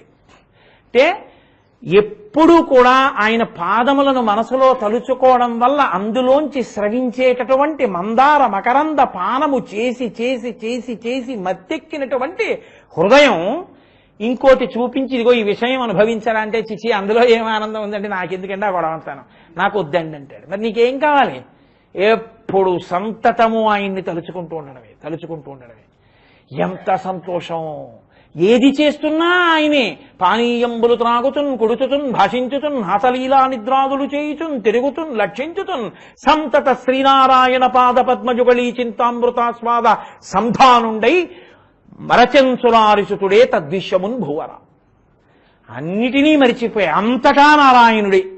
అంతటి ఆనందాన్ని పొందగలిగినటువంటి స్థితి. కంచికామకోటి పీఠాధిపతులు చంద్రశేఖరేంద్ర సరస్వతీ స్వామి వారు 13వ ఏట సన్యాసం. అపురూపమైన సన్యాసం. ఎందుకో తెలుసా అండి, వాళ్ళ అన్నయ్య గారు సన్యసించారు. అప్పటికి ఇంకా 7 రోజులో 8 రోజులో అయింది. వాళ్ళ అన్నయ్య గారు అంటే వాళ్ళ పిన్నమ్మ గారు అబ్బాయి, ఒక్కడే కొడుకు, బాబాయ్ గారు లేరు. అయ్యో సన్యసించేశాడు పాపం, పిన్ని గారు బాధపడుతున్నారు, నువ్వు ఓదారుద్దామని పరమాచార్య స్వామి వారు అమ్మగారు వెళ్ళారు. తగుదునమ్మ అని పరమాచార్య స్వామి వారు వెళ్ళారు. తగుదునమ్మ అనేమిటి మన అదృష్టం. రైలులో కాంచీపురం వెళ్ళి కుమారకోష్టంలో స్నానం చేశారు. జట్కా వచ్చింది. నువ్వు ఎక్కవయా, నిన్ను తీసుకెడతాం ముందన్నారు. పిల్లాడు కదా సరదా జట్కా ఎక్కేశారు. కలవై అని అద్భుతమైన ప్రదేశం, మీరు చూసి తీరాలి నిజంగా. ఆ కలవై తీసుకెడుతూ గుర్రబ్బగ్గీవాడు అన్నాడు, నువ్వు ఇంకింటికి వెళ్ళవన్నాడు. ఏ అన్నారు? కంచికామకోటి పీఠ ఉత్తర పీఠాధిపతి నువ్వే అన్నాడు. అదేమిటది, మా అన్నయ్య గారు ఉన్నారు కదా, నాకు ఇప్పుడు సన్యాసం ఇస్తున్నారా, మా అన్నయ్య దగ్గర ఉండాలా అన్నారు. మీ అన్నయ్య గారి గురువు గారు మహాదేవేంద్ర సరస్వతీ స్వామి వారు మసూచి వ్యాధిగ్రస్తులైతే మీ అన్నయ్య గారు పీఠాధిపత్యం తీసుకుని 8 రోజులో 9 రోజులో అయింది. మా గురువు గారి సేవ చెయ్యని నా జన్మెందుకని ఎవ్వరూ దగ్గరికి వెళ్ళకపోయినా మసూచితో ఉన్న ఈయన లోపలికి వెళ్ళి సేవ చేశారు. పెద్ద గురువు గారు వెళ్ళిపోయారు, ఈయనకి మసూచి వచ్చి ఈయన వెళ్ళిపోయారు. కంచికామకోటి పీఠానికి పీఠాధిపతులు లేరు, అందుకని మీకు ఇచ్చేస్తున్నారు పీఠాధిపత్యం అన్నారు. ఎన్నేళ్ళలో తెలుసా అండి? 13 ఏళ్ళు. ఏమీ తెలియదు, సత్యదండం పట్టుకోవడం కూడా రాదు. గుర్రబ్బగ్గీలో తీసుకెడుతుంటే సద్యన్నం తినే అలవాటున్న వాడిని నాకు పీఠాధిపత్యం ఏమిటని బోర్లా పడుకుని రామనామని చెప్తూ ఏడిచారు. కలవై ఇప్పటికీ చూసి తీరాలి. నేను మొన్న నా కలవై వెళ్ళి స్తంభీభూతుండైపోయాను. ఆ కలవై 2 గురువుల సమాధుల మధ్యలో నించోపెట్టి పీఠాధిపత్యం ఇచ్చేశారు. అసలు చంద్రమౌళీశ్వరారాధన చేయడం కూడా రాదు, సంస్కృతం రాదు. అలా కూర్చుంటే ఈ పిల్లాడు వీడికేం వచ్చి ఆయన ఎదురుగుండానే ఇంటి జంబులు ఎత్తుకుపోయేవారు. ఆయనే చెప్పారు ఒకసారి. అలాంటి స్థితిలో మహానుభావుడు శివారాధన చేశారు. ఎటువంటి శివారాధనో తెలుసా అండి? మీరు చూడాలి. వరదరాజస్వామి వారి దేవస్థానానికి కూతవేటు దూరంలో ఉంటుంది శివాస్థానమని అద్భుతమైనటువంటి క్షేత్రం.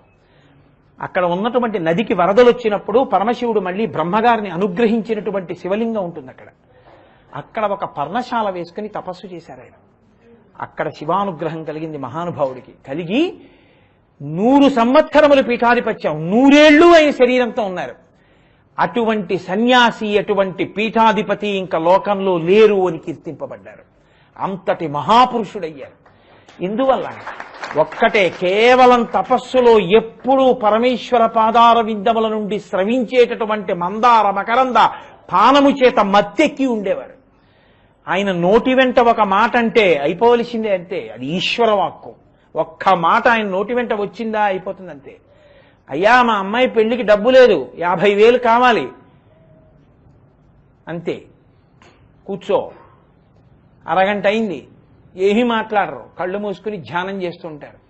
అయ్యా అరగంట అయింది, నేను ఉండనా వెళ్ళిపోనా? కూర్చో. ఇంకొక 10 నిమిషాలు అయింది, అయ్యా ఇలా వెళ్ళిపోతూ వెళ్ళిపోతూ మిమ్మల్ని చూడ్డానికి వచ్చాను, నేను ఫలానా ఊళ్ళో జమీందారిని, పీఠానికి ఇద్దామని వచ్చాను, 50,000 అక్కడ పెట్టాడు ఒక ఆయన.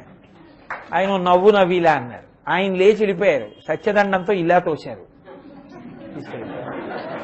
ఎన్ని పర్యాయాలో తెలుసా అండి? ఒక మాట కాదు. వారి నోటితో అంటే అయిపోవలసిందే. అపరశివావతారం అయ్యారు మహానుభావుడు. అది ఒకనాడు అనుభవించి అబ్బా చాలే ధ్యానం చేశాననిపించేది కాదు. ఎంత చేసినా తనివి తీరేది కాదు. ఎంత అనుభవించిన ఆనందం మిమ్మల్ని పాడు చేసేది కాదు. మీరు ఎంత ధ్యానం చేసి ఎంత ఈశ్వర పాదముల నుండి స్రవించేటటువంటి మందార మకరందమును తాగుతూ ఉంటారో, అది మందార మకరందాన్ని దివ్యధునిగా చెప్పేశారుగా. అందుకని పరిమళం అంటే వాసన, సువాసన. ఎంత పీలుస్తున్నారో, ఎంత అనుభవిస్తున్నారో, అంత ఆనందం పొందుతూ స్తంభీభూతులై అంత సంతోషాన్ని పొందుతూ సచ్చిదానందమును పొందుతారు. అది సచ్చిదానందం అంటే సత్ చిత్ ఆనందము. అది సంతోషము కాదు, ఆనందము. ఆనందములకు హద్దులున్నాయి. ఆ హద్దుల్లో చిట్ట చివరిది బ్రహ్మానందం. కాబట్టి ఆ బ్రహ్మానందమును పొందుతారు. అది సత్ చిత్ ఆనందము. సత్ అంటే ఎప్పుడూ ఉండేది. ఎప్పుడూ ఉండే పదార్థం పరమేశ్వరుడు ఒక్కడే. ఆయనని చిత్ ఇక్కడ మీరు తెలుసుకుని ఆనందంతో మీరు కూడా శివస్వరూపులై, మీరు విష్ణుస్వరూపులై, మీరు ఈశ్వరుడైపోయి తత్వమసి మహావాక్యమైపోయి మీరు ఆనందంతో జడీభూతులై అలా నిలబడిపోయేటటువంటి స్థితిని పొందడం. కదావా త్వాం దృష్ట్వా గిరిశతమ భవ్యాంఘ్రియుగళం గృహీస్త్వా హస్తాభ్యాం చిరసి నయనే వక్షసి వహన్ అంటారు శంకర భగవత్పాదులు. అలా ధ్యానము చేయగలిగినటువంటి స్థితిని పొందడం నేనెప్పుడో, అలా నమస్కరించేది ఎప్పుడో అంటారు శంకర భగవత్పాదులు. అంతేగాని బాహ్యంలో దొంగ నమస్కారాలు కాదరా. ఇలా ఎప్పుడైనా చేస్తావా? ఇలా చేసిన రోజు ఒకటి ఉంటే నీ జన్మ ధన్యమైపోయినట్టే. అది చెయ్యకపోతే మనుష్య జన్మ ఎత్తిన నిరుపయోగం అయిపోయినట్టే. దీనికి ప్రయత్నం చెయ్యి. కాబట్టి దివ్యధునీ మకరందే పరిమళ పరిభోగ సచ్చిదానందే శ్రీపతి పదార విందే భవభయ ఖేద చిదే వందే. దాన్ని బాగా అర్థమయ్యేటట్టు రేపు చెప్తాను. ఎందుకంటే పావుగంటలో అయ్యేది కాదు. ప్రారంభం ఏమిటంటే 5వ రోజు వస్తుంది, 2 శ్లోకాలు అవ్వలేదు, ఆదివారం నాడు నేను వెళ్ళిపోవాలి, ఇది అవుతుందా అని. అయిపోతుంది, ఏం పర్వాలేదు, భగవానుడు ఉన్నాడు. కాబట్టి మనం ఒక్కసారి స్తోత్రాన్నంతటినీ చదివి పూర్తి చేద్దాం. మళ్ళీ రేపు ఉదయం శ్రీకాళహస్తీశ్వర శతకాన్ని చెప్పుకుందాం. అవినయం అపనయ విష్ణో భూతదయాం అనేటప్పటికీ కంగారు పడిపోకండి. దమయ మనః శమయ విషయ మృగతృష్ణాం భూతదయాం విస్తారయ తారయ సంసార సాగరతః దివ్యధునీ మకరందే పరిమళ పరిభోగ సచ్చిదానందే శ్రీపతి పదార విందే భవభయ ఖేద చిదే వందే సత్యపి భేదాపగమేనాథ తవాహం నమామకీనస్త్వం సాముద్రోహి తరంగః క్వచన సముద్రో నతారంగః ఉద్ధృతనగ నగభిదనుజ ధనుజకులామిత్ర మిత్ర శశిదృష్టే దృష్టే భవతి ప్రభవతి నభవతి కిం భవతిరస్కారః మత్యాదిభిరవతారై అవతారవతావతా సదా వసుధాం పరమేశ్వర పరిపాల్యో భవతా భవతాపభీతోహం దామోదర గుణమందిర సుందర వదన రవింద గోవింద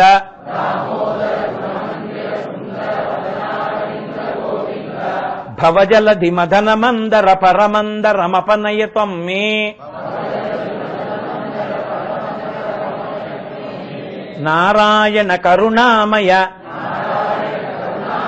శరణం కరవాణి తావకౌ చరణౌ इति षट्पदी मदीये वदन सरोजे सदा वसतु मंगलाशासनपरैः मदाचार्य पुरोगमैः सर्वैश्च पूर्वैराचार्यैः सत्कृतायास्तु मंगलम् मंगलं कौसलेन्द्राय महनीय गुणात्मने चक्रवर्ती तनूजाय सर्वभौमाय मंगलम् उमाकान्ताय कान्ताय कामितार्थप्रदायिने श्रीगिरीशाय देवाय मल्लिनाथाय मंगलम् करचरणकृतं वा कर्मवाक्कायजं वा श्रवणनैनजं वा मानसं वा अपराधं विहितमविहितं वा सर्वमेत्तक्षमस्व शिव शिव करुणाब्धे श्री महादेव शंभो सर्वं श्री उमामहेश्वर परब्रह्मार्पणमस्तु। स्वस्ति।